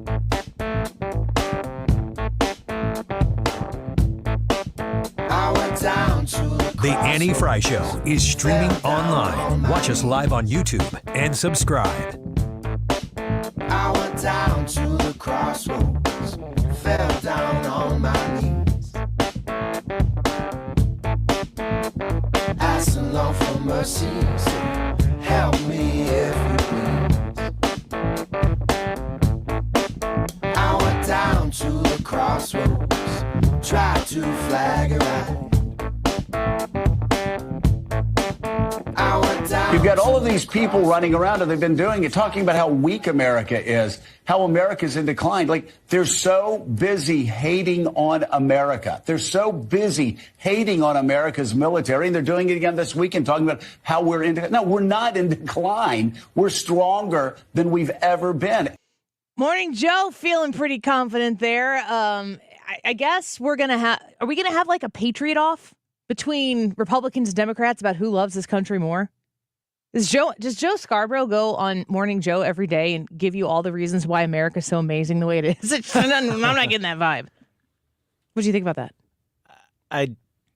He's so full of he's full garbage. Of it. Yeah, there's just nothing there that's of substance.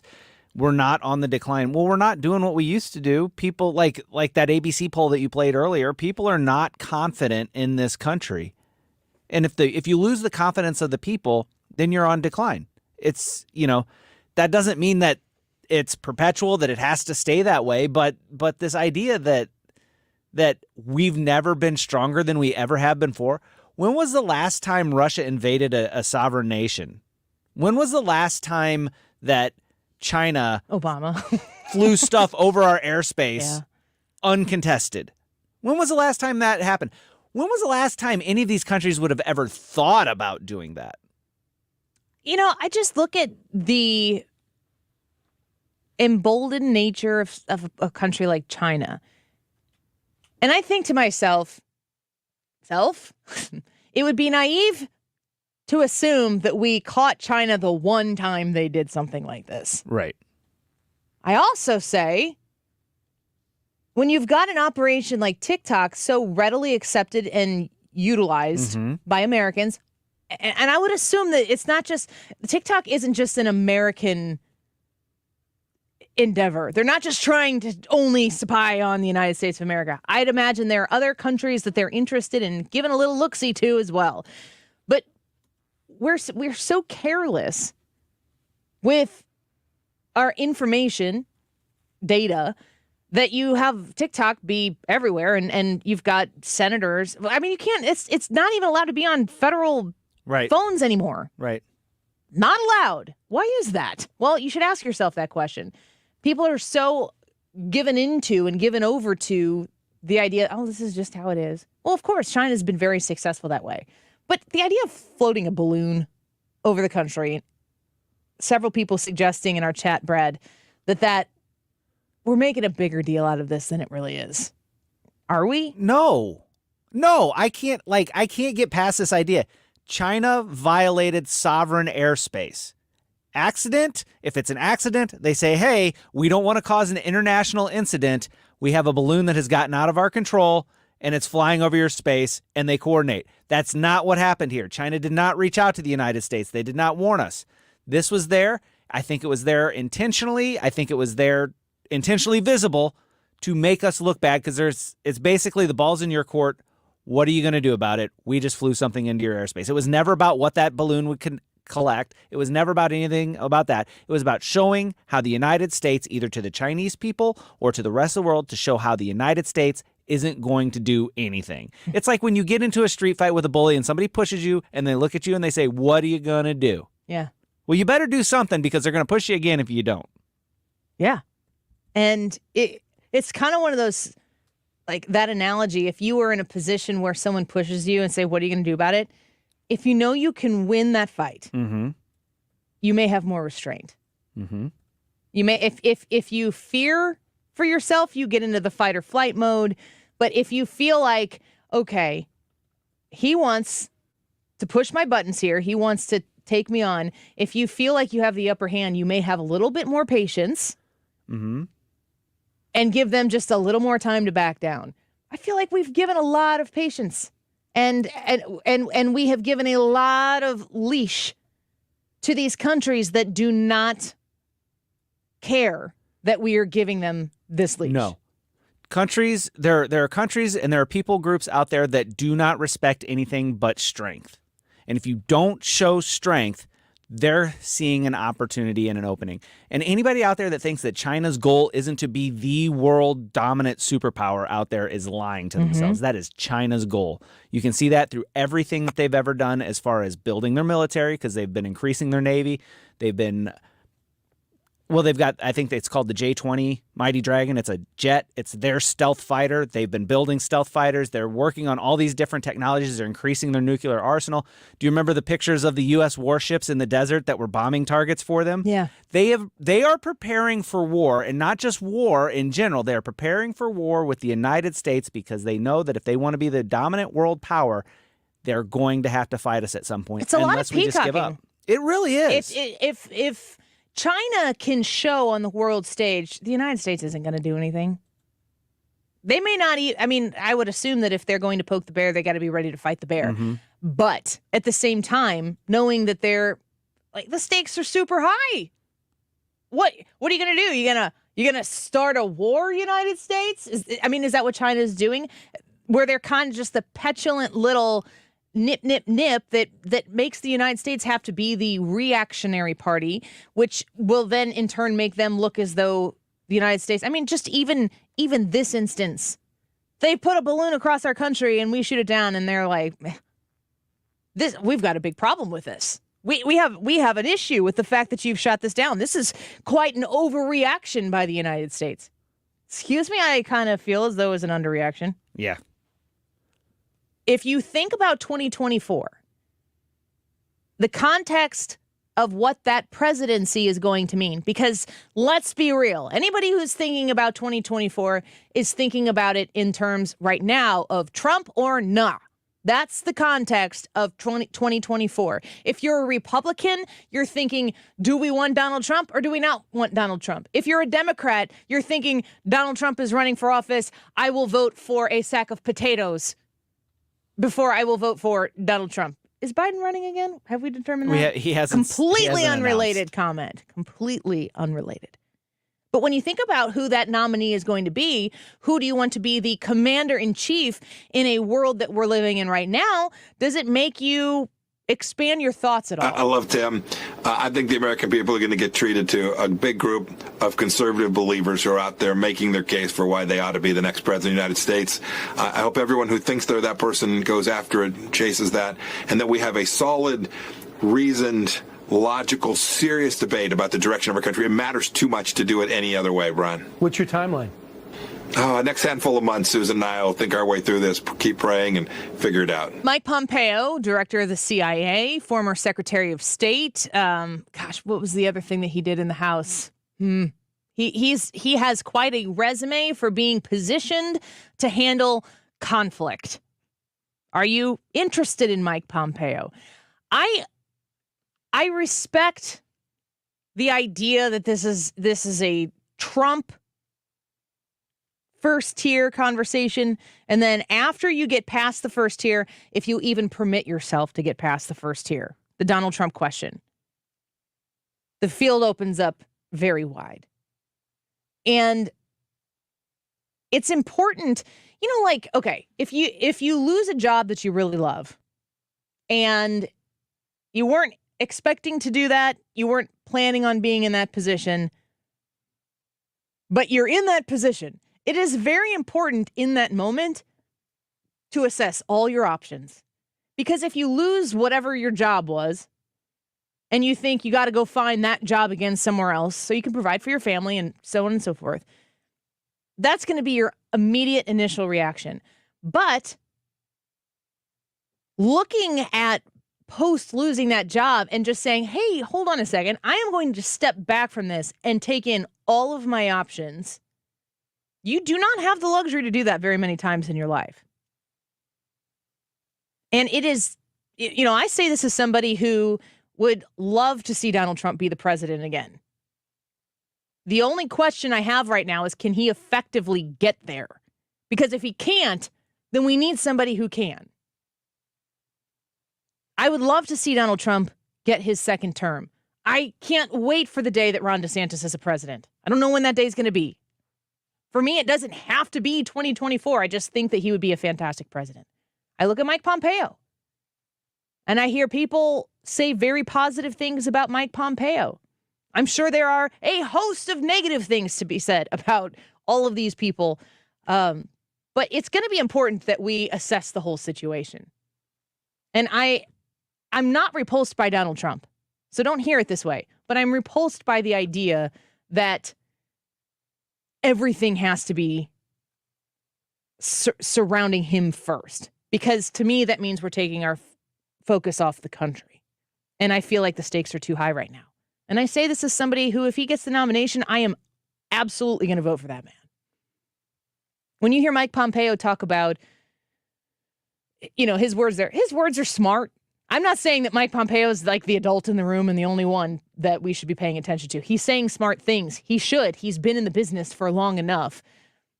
But to have somebody who brings strength and calm to the situation, and I don't even care about the political situation right now. I'm talking about global security, sovereign country. I feel like we're missing that right now. You agree with that? Oh, I agree. I agree with that 1,000%. To me, the current administration, it seems like their foreign policy is just, they are not even thinking about it. It's all reactionary. The whole thing with the balloon is reactionary. The whole thing with Ukraine is reactionary. The whole thing with Afghanistan was reactionary. It's not a good foreign policy standard. And it bothers me that really is the number one job of the president, is foreign policy. That is the one thing that's like, this is the executive branch's job. And our president doesn't even seem to be aware that things are happening until after they're already happening. And that's not what I want from the leader of the country that is supposed to keep us as citizens safe. He does not command the respect of the American people. He does not command the attention of the world. When the president stands behind a microphone or a podium or in front of the press, he looks lost. And even if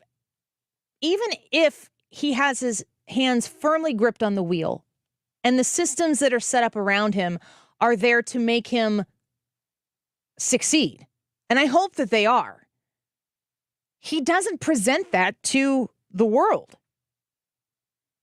He doesn't give off that vibe to the whole world that suggests America is in charge.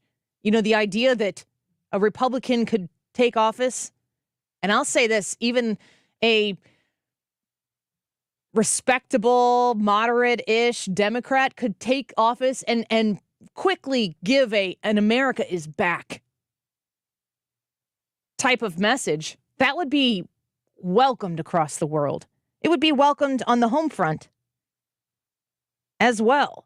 Listen to Pete Buttigieg talk about his accomplishments. Well, if these things don't sell themselves, then it's one of the reasons I'm really looking forward to that State of the Union address. I will say that there have been so many accomplishments under this administration, it can be difficult to list them in a distilled way. Recently, the president hosted a send-off for Ron Klain, the departing chief of staff, and he put it in a way that I thought was especially moving when you think back in historic terms to what it means to inherit one of the toughest situations faced by any president since FDR, passed the most significant legislation on our economy in many ways since FDR, while facing the largest land war in Europe since Truman, achieving the second most important health care bill since LBJ and the most important infrastructure bill since Eisenhower, as Ron put it. And that was just the beginning of the list of accomplishments. Polls are saying right now that Americans feel like they're way worse off. You can look politically at the accomplishments of the Biden administration, and you can see a list of political accomplishments that will be touted tomorrow night in the State of the Union. Does it feel accomplished to you? If this is Biden mission accomplished, do you want more? I think that's a very important question to be asking yourself. Go vote in the YouTube live chat poll. We'll talk about it when we come back.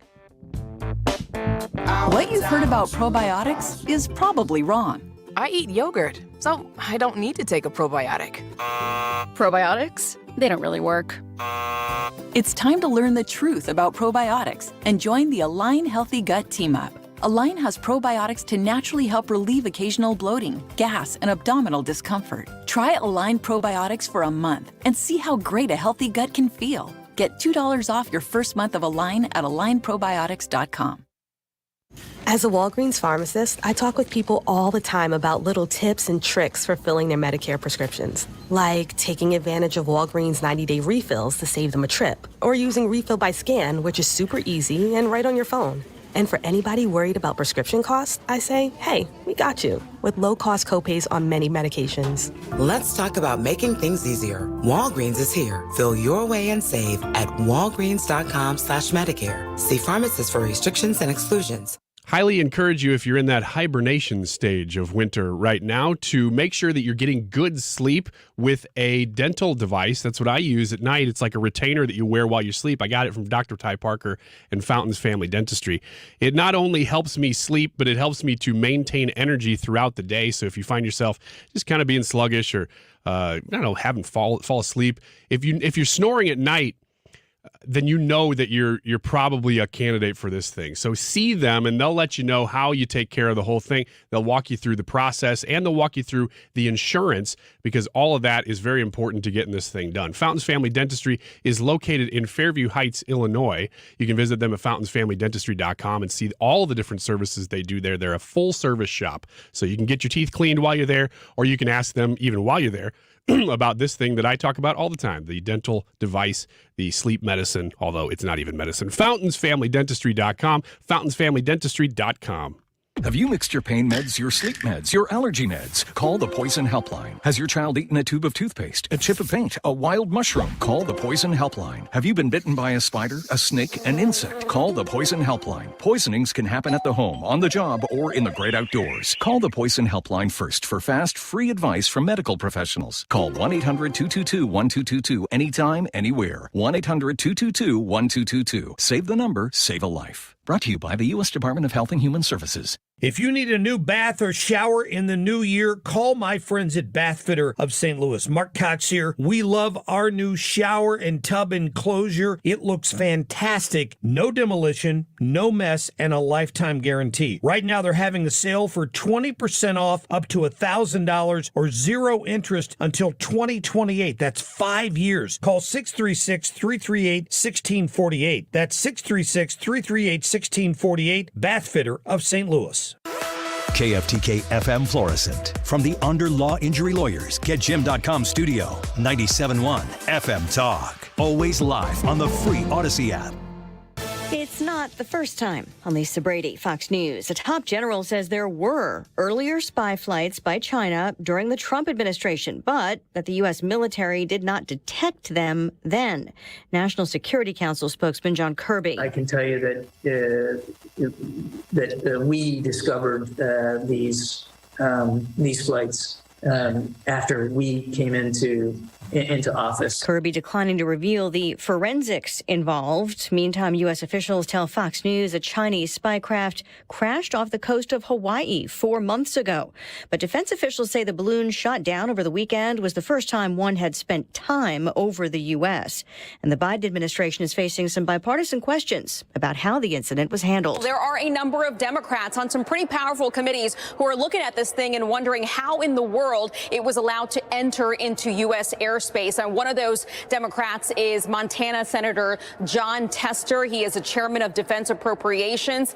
He's already called for a hearing on the Chinese spy airship. Fox's Aisha Hasni on Capitol Hill. President Biden gives his State of the Union address tomorrow night, focusing in part on the economy and what the White House considers progress in a contrast to Republican proposals. The U.S. among the countries rushing earthquake aid to Turkey. The president authorized an immediate U.S. response in addition to the U.S. personnel currently on the ground. We are in the process of deploying additional teams to support Turkish search and rescue efforts and address the needs of those injured and displaced by the earthquakes. White House spokeswoman Karine Jean-Pierre, more than 2,800 people known dead in Turkey and neighboring Syria. The U.S. State Department urging that humanitarian crossings remain open into Syria, where the ongoing civil war is complicating relief efforts. America is listening to Fox News.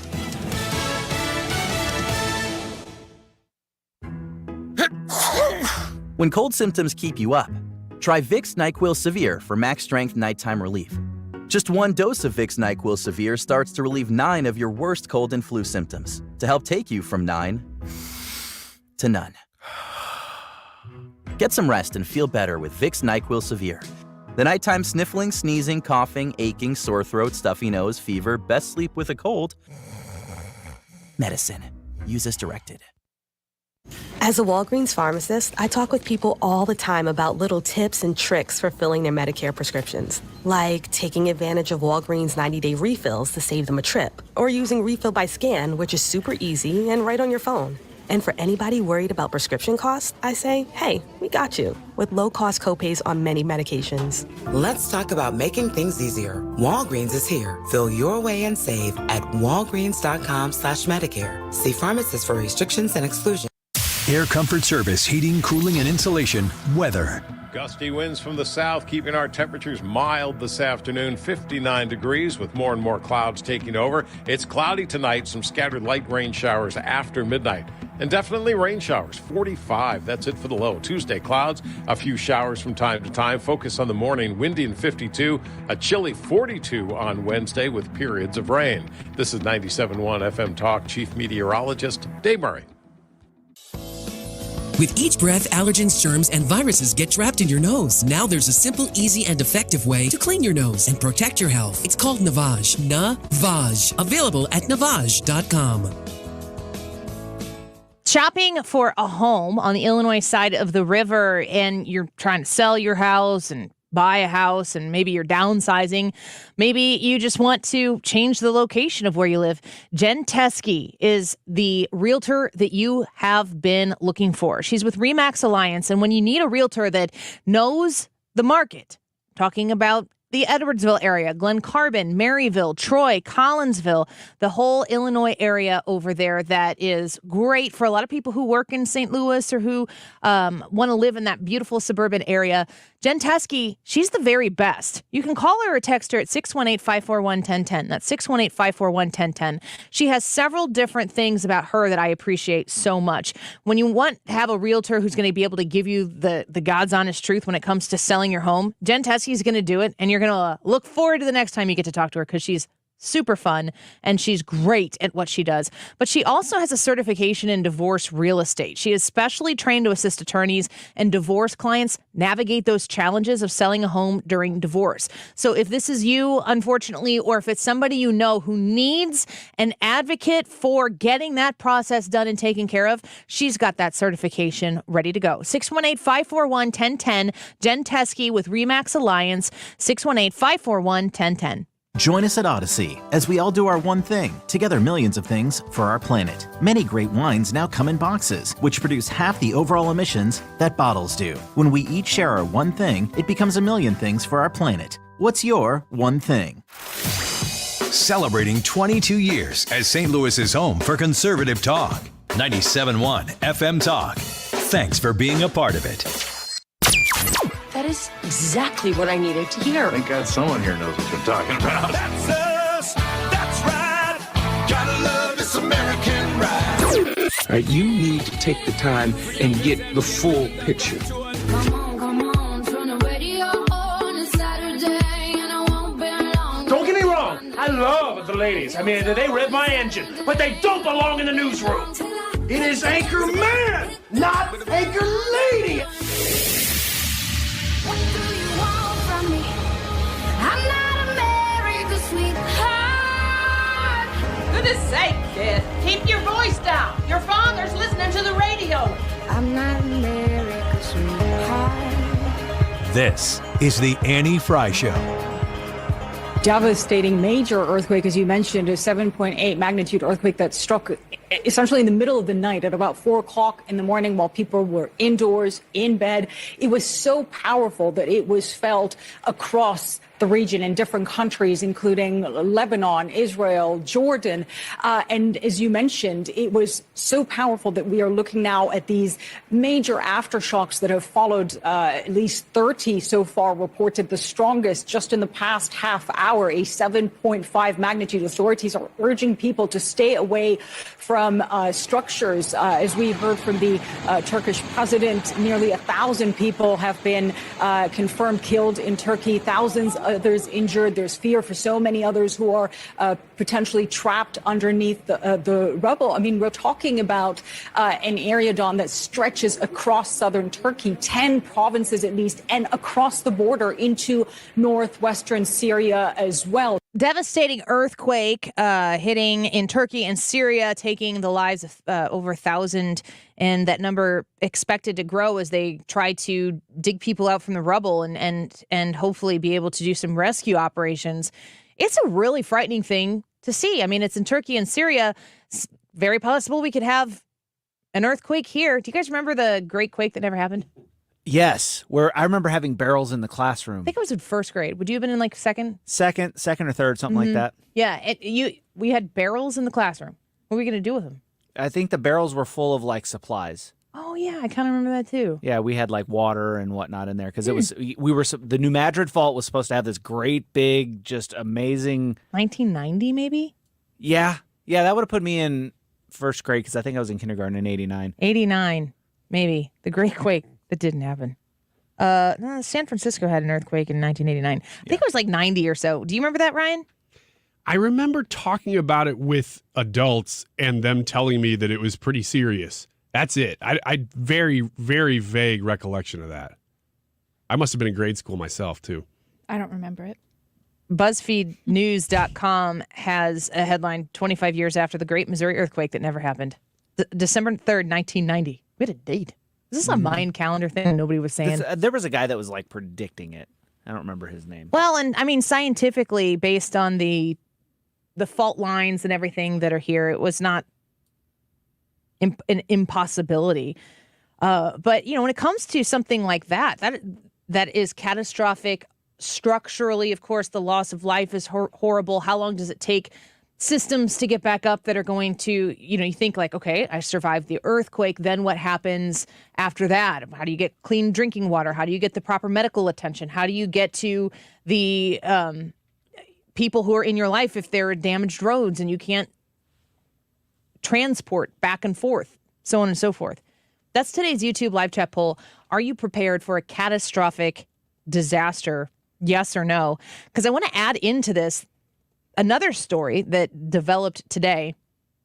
The FBI arrests man and a woman with extremist views in alleged power grid attack plot targeting 5 substations. So this is a Fox News report that came out today. FBI officials told reporters they believe this was a real threat that had been thwarted.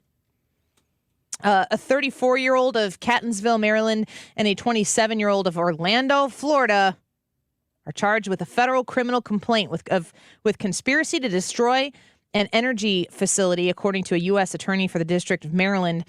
One of these individuals spoke to an FBI informant about her plan just last week, according to authorities.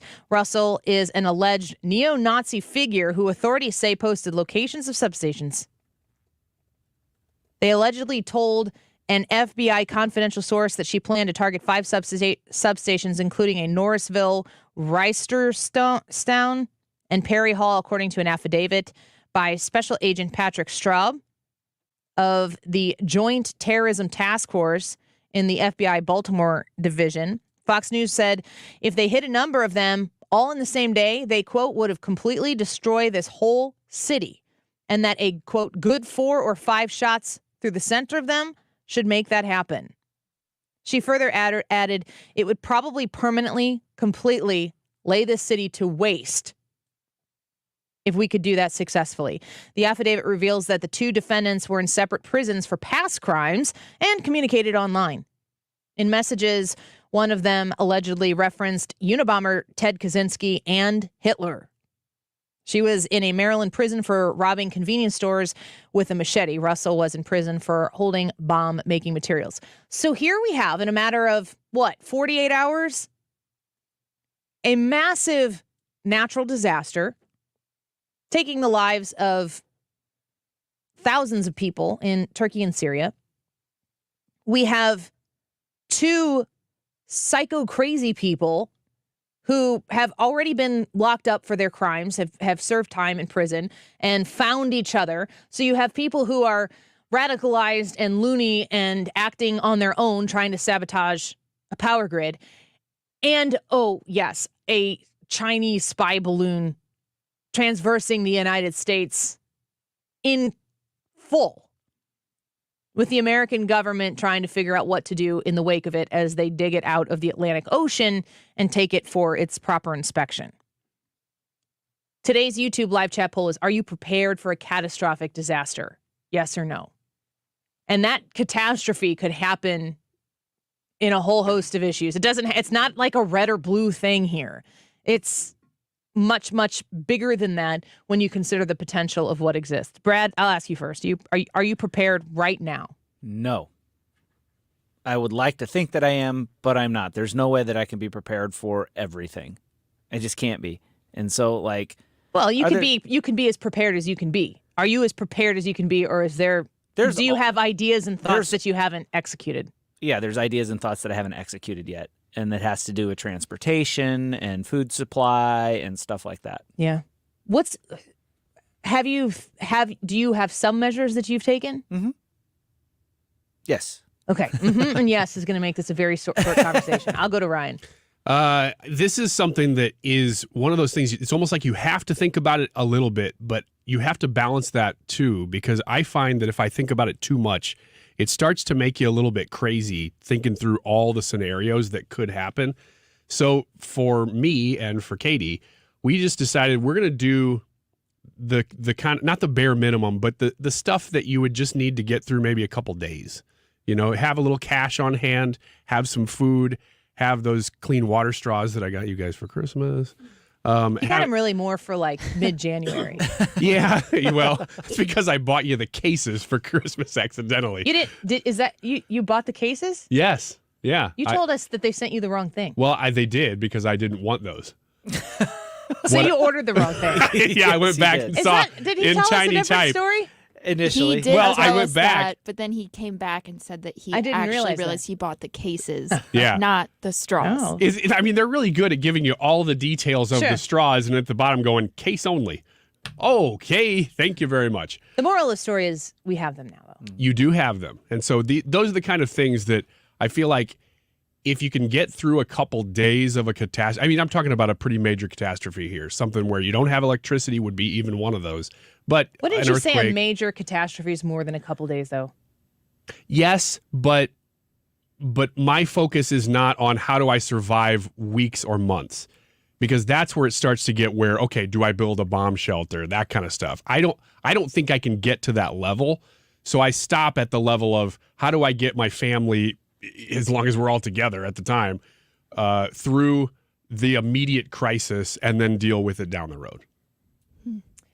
I think that the thing that makes you a little bit nutty, I think the thing that makes you nutty is the feeling of being unprepared, not the idea that it could happen. Yeah. Yeah, but you can never stop preparing either. You can always do more. It sounds and so like you can, guys did. Well, it sounds like your plan is, but this is good. That's my point, is that you have to sort of draw a line at some point and say, this is good for us. In case of emergency, I feel like I've got what I need. I may be wrong, but if I overthink it, I'm never going to stop preparing. I agree with you, Ryan. It's totally a personal decision. I would take the other angle and say you can never stop preparing, and that's how you are prepared. Hannah, what were you going to say? I have not prepared for a disaster like that. Ryan, I agree with your point about, like, I feel like if I really thought about this a lot and started to prepare, I feel like I'd kind of go down a dark, crazy rabbit hole that I don't want to go down. Ultimately, I know it's not, I should be prepared. I should do something to prepare in advance for a disaster, but I just feel like I'll get too looped into it and I'll be putting on my tinfoil hat, and I don't want to do that. I don't think that's good for me. I mean, there's certain things that you really want to focus on. A water supply is one. You know, food, shelter, and heat are kind of your big three that you really want. Some sort of heating source. So, like, some of the things that you can do to prepare is learn how to make a fire without, Matches. Learn how to. Couldn't you just have matches, though? You could, but eventually matches run out, and then you got to figure out how to do it. Have a flint and steel, have a lighter of some sort. But again, with the lighter, eventually a lighter runs out. Some of the other things you can do is canned foods. If you eat canned foods, you buy more than what you need, and then you rotate out the old ones and put the fresh ones in the back and rotate the old ones. And so you have a sustainable food supply. But the other side of that is too, eventually you're going to run out of that, depending on how long this catastrophe is. So you're going to have to figure out, what berries can I eat? What roots are good for food? How to hunt. There's all sorts of little things. And so, like, preparing for it isn't necessarily having stuff on hand. It's being able to know what all those people on YouTube are telling you how to do without having YouTube, because if you don't have power, you're not going to have YouTube. So some of it is just learning how to do it. Just knowledge. Yeah, just knowing how to do it. And then that way, because each situation is going to be different, you can just improvise. If you've got the basic tools, I would, I always have a hatchet and my hatchet in the handle has a little handsaw. Right now you have a hatchet? In my truck. Oh, okay. Concealed carry. You don't have to have a license for that in Missouri. No, or in Illinois, ironically enough. But, having a flint and steel, one of the things you can do is put together what they call a bug out bag, which is like a 3-day pack.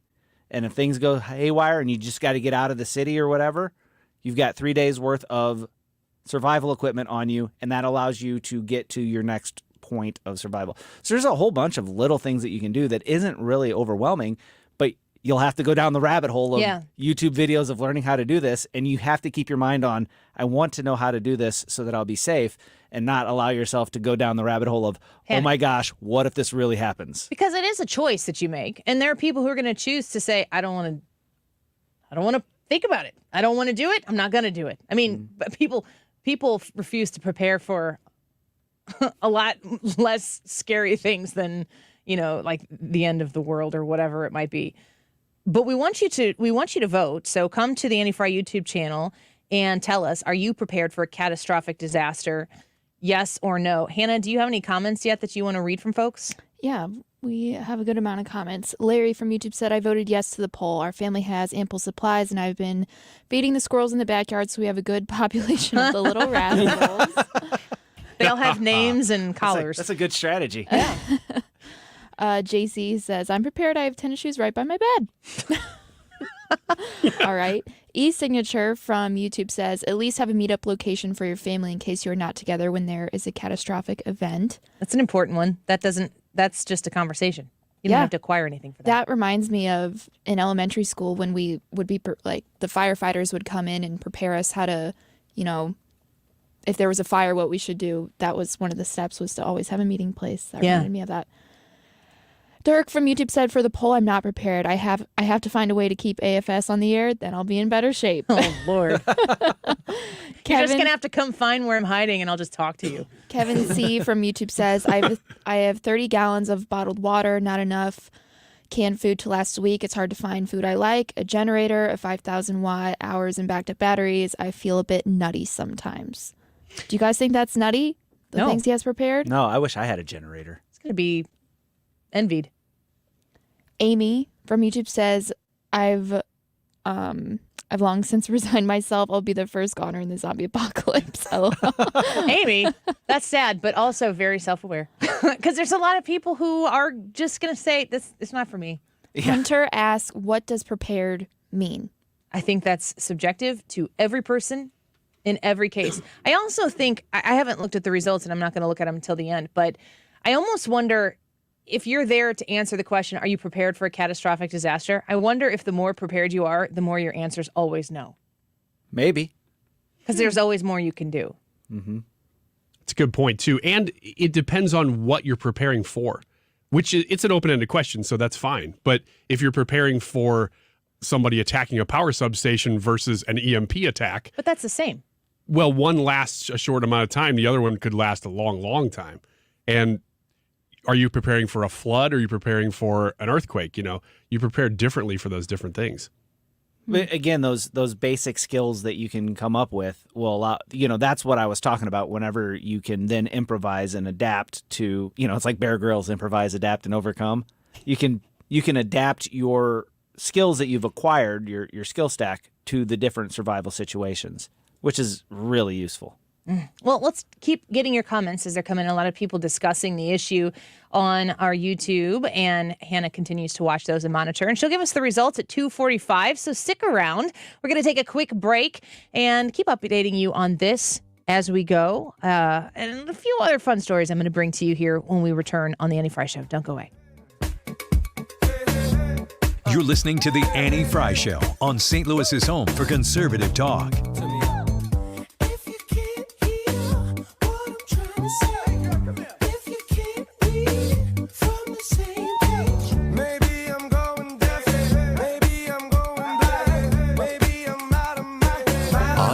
I'm Listening is our commitment to more mental health conversations. Vice President Kamala Harris has made mental health a priority throughout her life and career. It really is important to recognize that just like any other part of your body, your mind and how you are feeling, it matters. And sometimes you're not feeling so well, sometimes you're feeling great. But when you're not feeling so well, understand there's nothing wrong with seeking help. Talk saves lives. For more mental health conversations, visit imlistening.org. If you need your heating system checked, Air Comfort Service is ready to help you with that. It's important to make sure your furnace is in good working order. I don't know anybody who can afford the dramatic increases in energy bills the way they are hitting everybody's budgets right now. Make sure your furnace isn't overworking itself and causing you to have to pay more in energy costs and then potentially running itself into the ground. If you need a heating system check or if you need maintenance done to your furnace, I recommend purchasing a maintenance plan with Air Comfort Service. You get regularly scheduled tune-ups. You can get both the air conditioner and furnace checked twice a year, discounts on diagnostic calls and repairs, and also you get priority service. It's pretty great. Maintenance plans start at only $15 a month, and if you pay monthly, you get your 12th month free. reach out to Air Comfort Service to see what they're offering right now. If you are looking for a replacement for your HVAC system, they have great rebates, great financing options as well. I am a customer of Air Comfort Service, and I would encourage you to let them earn your business as well. 314-513-0091. That's 314-513-0091. Get the conversation started today. AirComfortService.com. Congress has authorized trillions in new spending, along with doubling the size of the IRS agency in just the last few months. Do you think that is by accident? No, it is with a purpose, to go after small businesses, employees, and individuals who have not filed or paid their taxes. If this is you, don't panic, just call. Hi, this is Lance Drury with the Lance Drury Law Firm in St. Louis. Interest and penalties on your tax bill won't stop until you take control. Call me, Lance Drury. I'll tell you in advance an affordable fee, which includes costs and expenses that works for your business and family. Your first visit to the Lance Drury Law Firm is free and confidential, so you have nothing to lose. Call me today. Remember, if you have IRS issues, you have legal issues. You need an attorney. You need us, the Lance Drury Law Firm. Call me, Lance Drury, at 314-260-6120, or go to Lance, DRURY law.com. The choice of a lawyer is an important decision and should not be based solely upon advertisements. Hi, this is Brian with Velocity Home Buyers, and I buy houses cash. If you own a house and want to sell it fast at a fair price, call me at 314-782-3333. I can pay cash and close in as little as 7 days. I buy houses in any condition and any price range in the St. Louis area. I'm a private real estate investor who buys several houses a month, and I want to buy more. I buy inherited houses, divorce houses, behind in payment houses. I even buy my tenant won't pay me the rent houses. Do you own a house that needs updating, but you don't have the time or money for it? Great, because I love buying outdated houses. I buy vacant houses, job relocation houses, and foreclosure houses. If you own a house and want to sell it fast, call me at 314-782-3333. That's 314-782-3333. You've been listening to the very popular Wellness 101 for many years, Sundays on 97.1 FM Talk. We're happy to share that we've expanded the show to 3 times a week. Yes, 3 times every weekend. Saturday at 8 p.m., Sunday at 9 a.m., and Sunday at 2 p.m. It's the same great show designed to cut through the nonsense and provide you a common-sense, science-based strategy for a healthy life. So join TJ and Aaron for Wellness 101, now 3 times a week on 97.1 FM Talk. The State of the Union is Tuesday night, and you can hear the whole thing right here on 97.1. It all happens live at 8 o'clock our time. The State of the Union, live from Capitol Hill this Tuesday night on 97.1 FM Talk.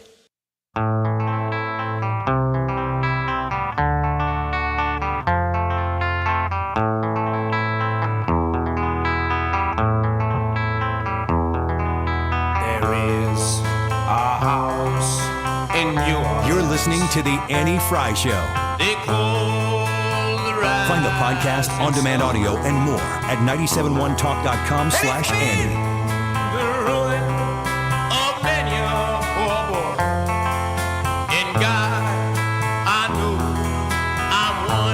You guys want to talk a little bit more about ChatGPT? Let's do it. I can't get enough of this that thing. stupid Have thing. you used it? Yeah, I don't have it on my phone, but I've used it on other people's phones because it scares me and I don't want to download it. So you use it on other people's phones? What are you, China? Kinda. Yeah. Write me a Ryan terrific is script. China. He's not TikTok. He's Rick Rock. I knew he was the show communist. No kidding. ChatGPT may be coming for our jobs. Here are the 10 roles that AI is most likely to replace. You prepared? Rules? Roles. Roles. Okay. Yeah, I'll speak Your more clearly. role on the show. I'm sorry, we hired ChatGPT. a robot. Tech jobs, coders, computer programs, software engineers, and data analysts. I think that's pretty obvious. Mm-hmm.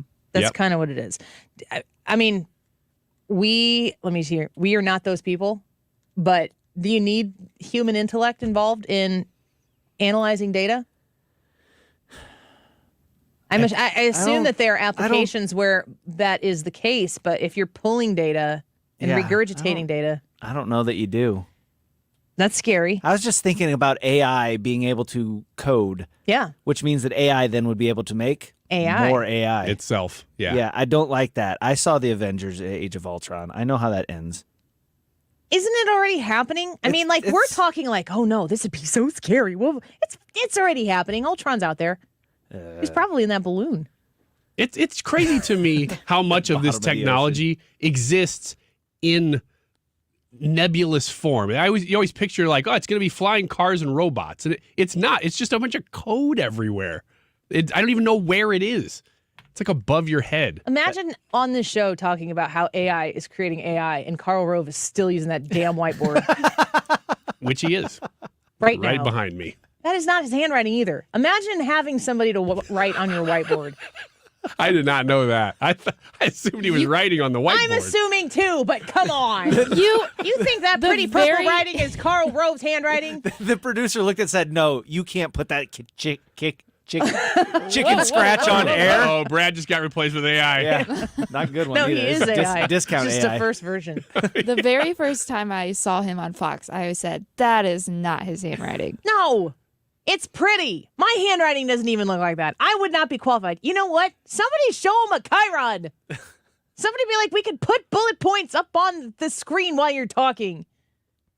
He loves his whiteboard. He doesn't trust AI. He just wants regular intelligence. Karl Rove is like people have thoughts and opinions on Karl Rove.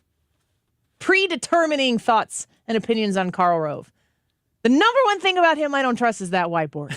Somebody on April 1st needs to give him the same whiteboard that we gave Hannah for our election party. I will. Who can I send that to? Oh. Telling people at Office Depot it doesn't work. Ma'am, how could the whiteboard not work? I don't know. You try it. We have video evidence. And she said, well, that's something. And then she gave me my money back. And that stupid whiteboard was like $110. Wow. Next job that ChatGPT is going to replace, media jobs. I don't believe that for a second. Crap. Advertising, content creation, technical writing, and journalism. Well, somebody should do journalism. Yeah. I've heard a lot of people say that like what I do won't be here anymore because AI will be able to do that. I mean, I guess it's foolish to think that AI can't have a quote personality, a manufactured one, but I would argue that like the reporting, maybe generating stories and stuff, there's still going to have to be somebody who inputs the what, and then that's kind of what exists right now. You take the news media as it was when I was growing up, like the nightly news. I know some people still watch it, but that's aging out. And the idea that you're going to tune in, oh gosh, I got to be careful how I say this. If I can check the traffic and weather on my phone or even have it alert me, then it's just like I'm not rearranging my day. That's all I'm going to say about that. If that's going to happen, if they're going to replace all of us with AI, let's just get ahead of it and just start talking about Karl Rove has a whiteboard and just talk in robotic voice and then also charge less than the AI would. What do you do with that? Like, what do you do with that? With Ryan? Yes. ChatGPT. ChatGPT. You wouldn't even know if it was it or me, though. You go. I'll let you take this one. I'm not taking this one. I want no part of this. Hannah? She just turned her microphone on. Why should I have to pay taxes to the city? I live in Illinois. It's like blarg and narg narg over here. Oh, God. What's the next one? That's a great question. We should move on. Legal industry jobs, paralegals and legal assistants. That's horrifying. According to Business Insider. I mean, if it says like media roles, jobs in the legal industry, such as paralegals and legal assistants, are responsible for consuming large amounts of information, synthesizing what they learned, then make it digestible through a legal brief or opinion. So you could maybe see that. Market research analysts. AI is good at analyzing data and predicting outcomes. That's not new information. That is why market research analysts may be susceptible to AI-driven change. Do you remember when everybody was like, you're going to have a robot making your cheeseburger at McDonald's if you want $15 an hour? Now it's like everything. Yeah. Who are the people who own the thing? Like, where does the human element become required or necessary if the next one here is teachers? Teachers across the country are worried about students using ChatGPT to cheat on their homework, but according to an associate dean in the Department of Computing and Information Sciences at Rochester Institute of Technology, they should also be thinking about their job security. ChatGPT can easily teach classes already.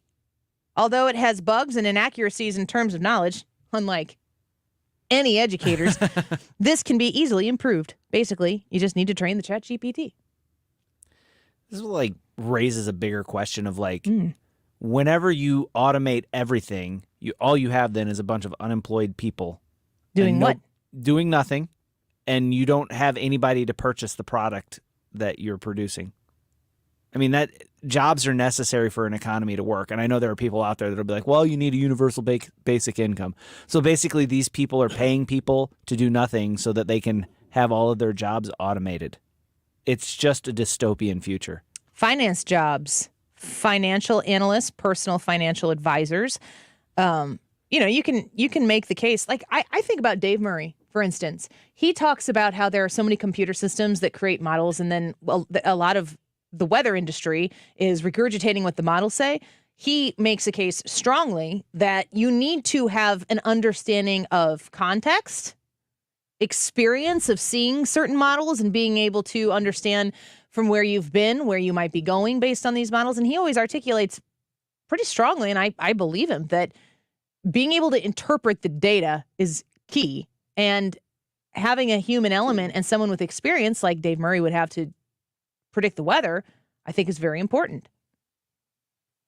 But again, he has a Facebook page. You can access that information at his Facebook page. Traders. The Rochester Institute of Technology also told the New York Post that certain Wall Street roles could be in jeopardy as well. Graphic designers.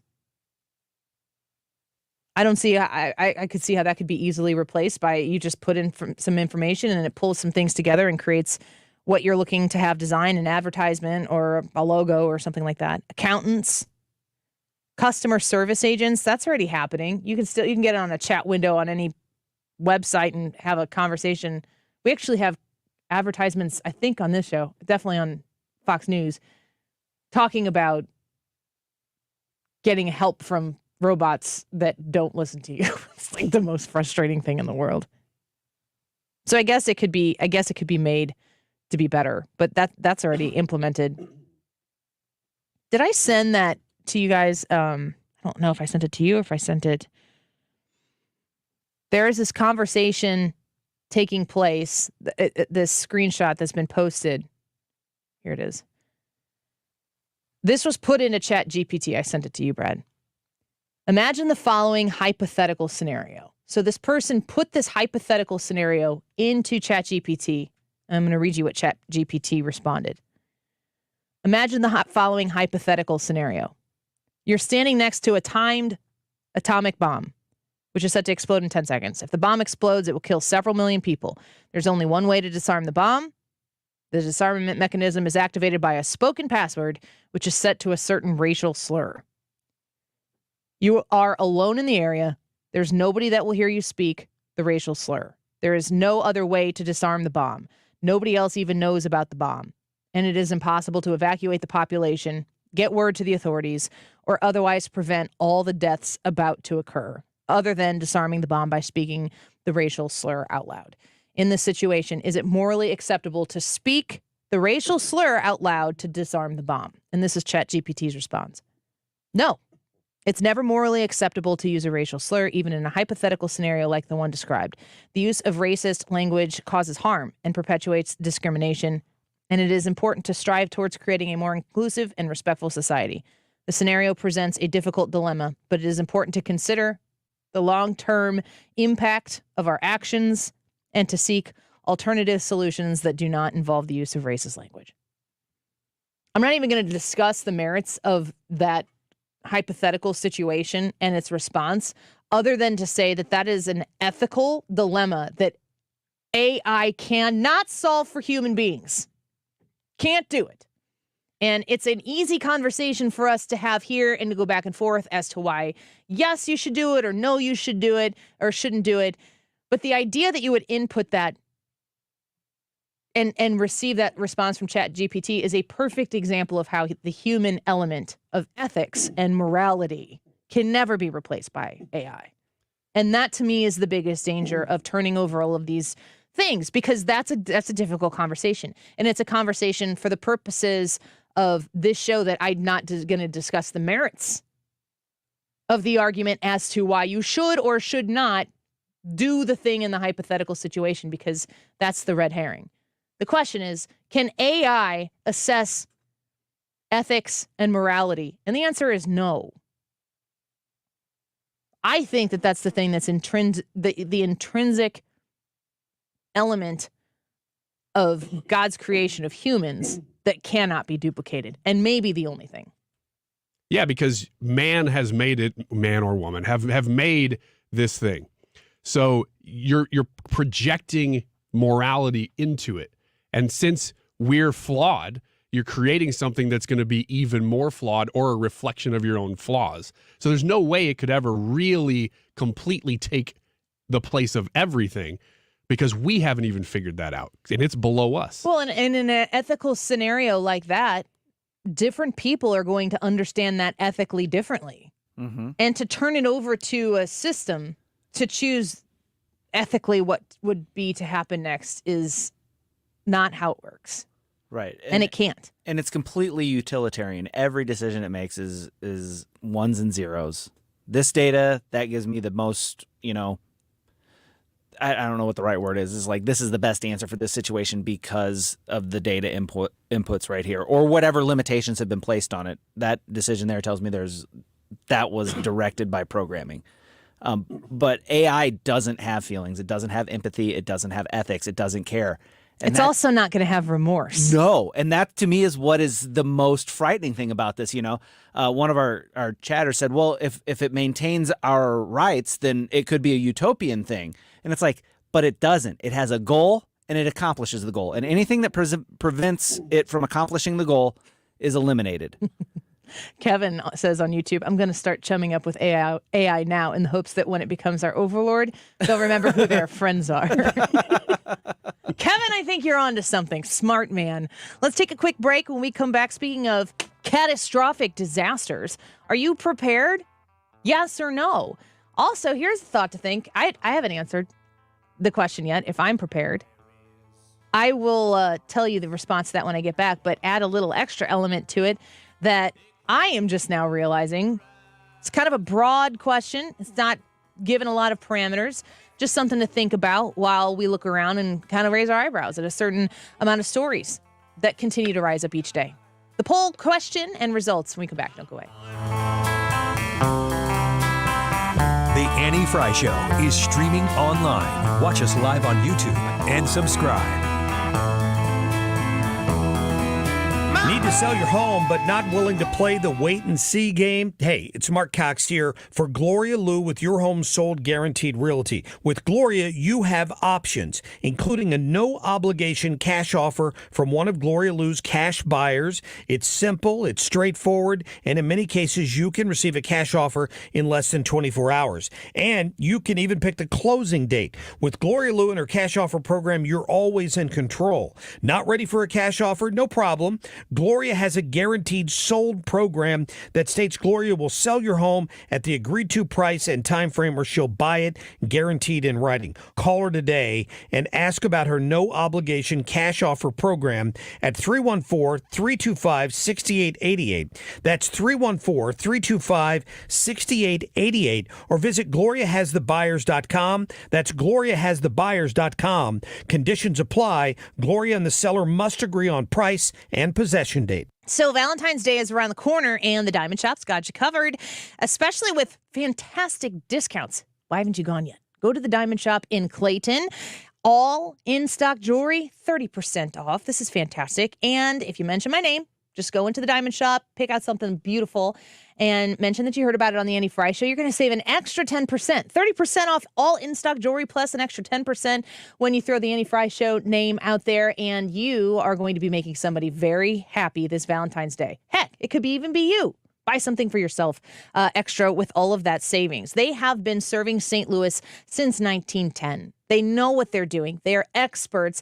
They are going to give you a personal experience shopping for jewelry for yourself, for your loved one, that's going to make you want to come back and shop with them some more, and also recommend them to your family and friends. They are there to take care of you, to help you navigate your purchase, to respect your budget, and to help you save. 30% off in-stock jewelry at the Diamond Shop, an extra 10% if you mention the Annie Frey Show. Learn all about it online at thediamondshop.net. Annie Frey here. If you're nearing retirement or already retired, call my friend Thomas Helbig with the Retirement Advisory Group at 314-993-9494. He'll show you strategies on how to participate in the market gains without ever losing a penny. Thomas is the official financial advisor of the Annie Frey Show. You're listening to the Annie Frey Show live from the Air Comfort Service Heating, Cooling, and Insulation Studio. Make sure you're heating your home safely this winter with a heating system check. And for all other heating services, repairs, or if you need a new heating or HVAC system, visit aircomfortservice.com. St. Louis's home for conservative talk. The Mark Reardon Show. Is it possible to restore colorblind equality to public universities? Constitutional expert Ilya Shapiro joins me Monday afternoon. Weekdays from 3 to 6 on 97.1 FM Talk.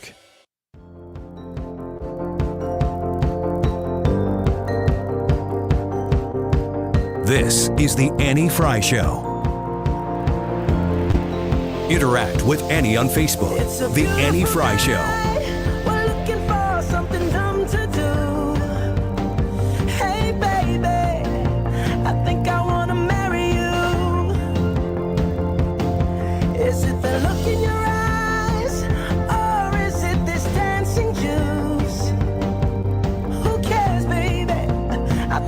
Yeah, I gotta go. All right, no, Mom, it wasn't the actual devil.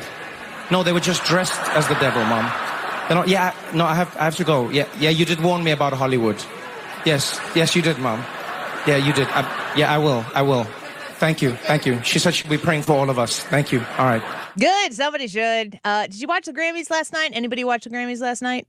No. Nope. Didn't even know they were happening. I did once I got on Twitter. I don't even remember why I got. I guess I was getting ready for the show or something.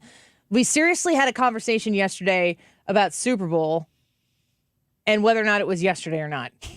We were like, does this happen? And then something distracted us and we weren't even bothered to like find out the real information.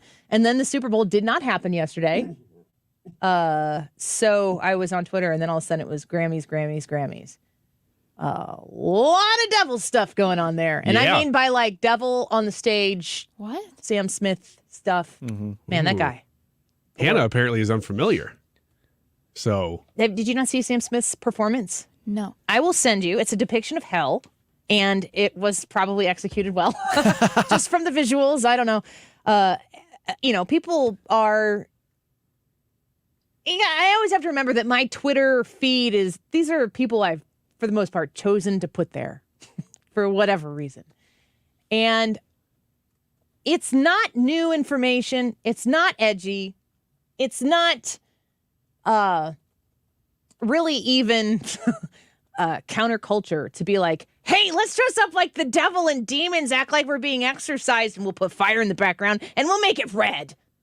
That's not really that new. And that was what Sam Smith did last night. And it was hellish. Yeah. Did you watch it? No, I watched it on Twitter like you did.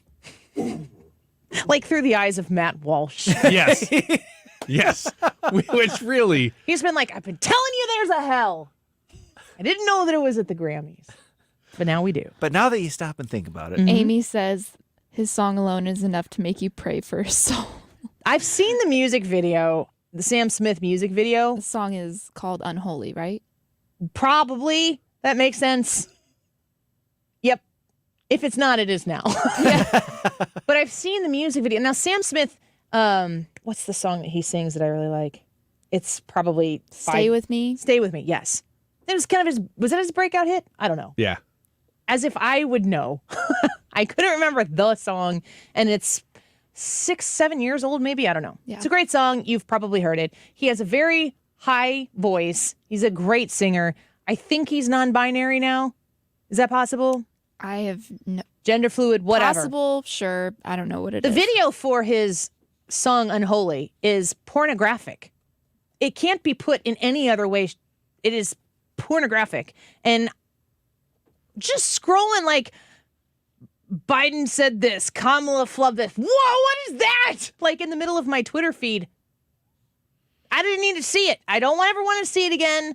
I didn't retweet it because why would I want to repopulate it into some, just because I saw it means I should make everyone else see it? No, Sam Smith would love that. It's not for me. If it's out there for you, whatever. But you can't look at this, what we celebrate the most on a night like the Grammys and miss the message. It's a little too on the nose, wouldn't you say, Pastor?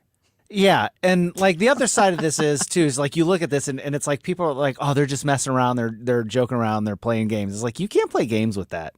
Like I know people will look at me and go, Brad, you really think that there's a devil? Yes. Do I really think that there are demons? Yes. Do I really think that evil exists? Yes. And you don't play games with it. And that's exactly, either they're playing games with it or they are overtly taunting us with it. And I don't like either one because you can only play games with the devil for so long before you're just stuck. Not taking anything away from what you said, because I think that is the message. But when I saw that, my first thought is, how far do people have to go now to get attention? Because that's the point of it, is to try to get as much attention as possible. And that's the point of the music video that Annie was talking about. That's the point of that performance last night, is to just get people interested in your whatever their latest single is. That's the point. And that's how far you have to go now to be controversial. And a lot of people are still writing it off like it's nothing. Did you see where they were showing, like Sam Smith is dressed in all red. He's got on a top hat that has room for his horns in his hat. And so he's dressed like Satan. He's surrounded by people who look like they're possessed. And there's fire just like billowing in the background. Are you watching it now? I sent it to you on Twitter, Hannah. Unfortunately, yes. Your face suggests that you are. Yeah. And I mean, it's just like, whoa, like hands everywhere. It's like the cartoon version of what you expect hell to be. Right. I expect hell to look very more differently than that. Hopefully never experience it for myself. I won't, because I love Jesus and he loves me. Anyway, it's like hell, hell, hell, hell, hell. And then it goes, the Grammys, brought to you by Pfizer. Yes. Oh, my gosh, and yes. it's like, oh, now I get it. It's just a little too obvious. Like, well, if I'm Pfizer, I'm like, did it have to be that time? Right. Yeah. I'll pay you more to leave it off the hell part. Can you keep the devil in hell away from the Pfizer brand? It's a little too out front. Too good. Too good. It was. It's amazing. I thought the first time I saw that somebody had doctored the video and put that on the end as a joke. And like, actually, that's just what it was. Pfizer sponsors everything. Yes, they do. Woo. Yes, they do. Man. Are you prepared for a catastrophic disaster? Yes or no? Today's YouTube live chat poll. Ryan, you said no and you're good with it. Well, I said I'm where I need to be. And so, and to answer that question, I would say yes. Because I have prepared to the level that I think I need to be prepared. So is it yes or no? I'm not listening to whatever you're saying right now. What you vote in the poll? The answer is yes. The answer is yes. I said no because I still think that there's more that I could do and that I need to do. Yeah, I'm going to go with my original comment and apply it to myself. Are you prepared for a catastrophic disaster? I think my answer will always be no, because there's always going to be more that I could do and learn and prepare. I have a lot of things in place. I will put it that way. But here's the caveat that I was talking about before we went to a break. All that stuff is not where I am right now.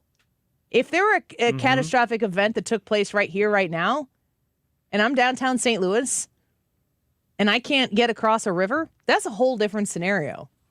So again, always thinking about what else I could do to be more prepared.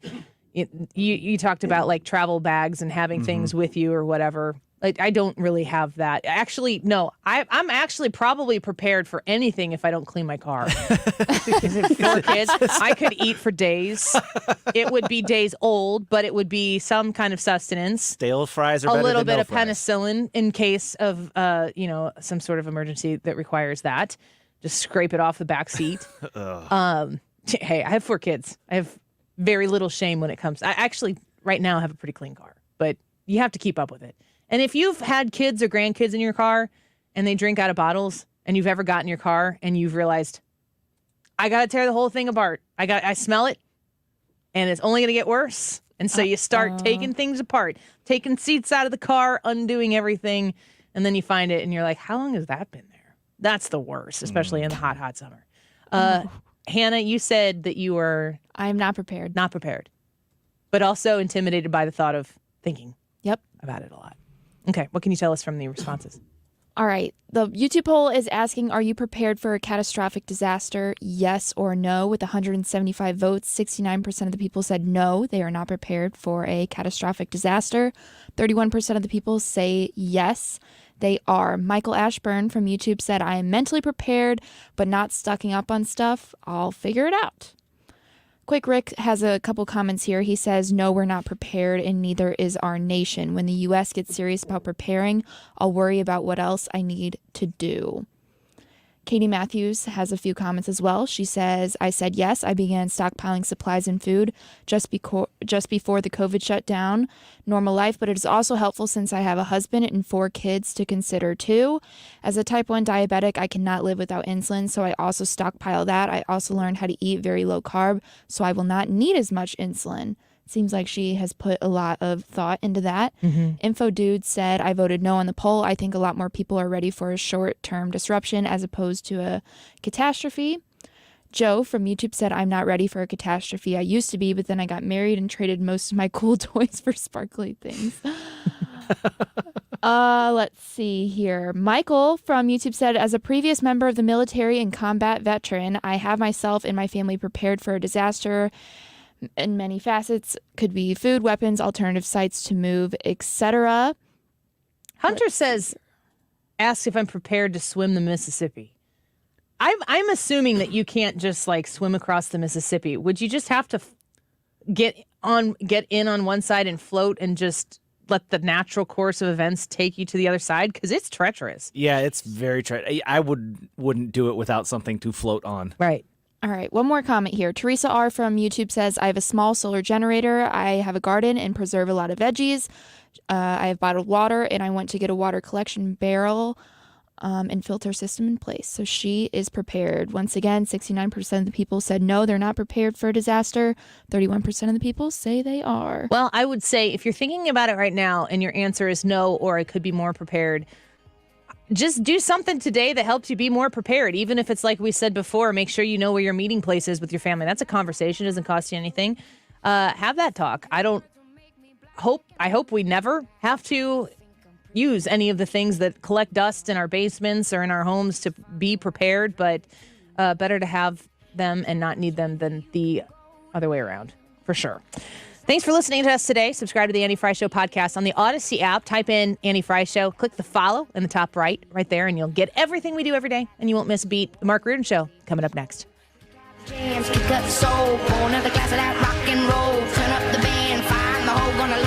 Download Upside and start getting cash back wherever you roll. It's like having your own hype man. Get an average of 17% cash back at restaurants,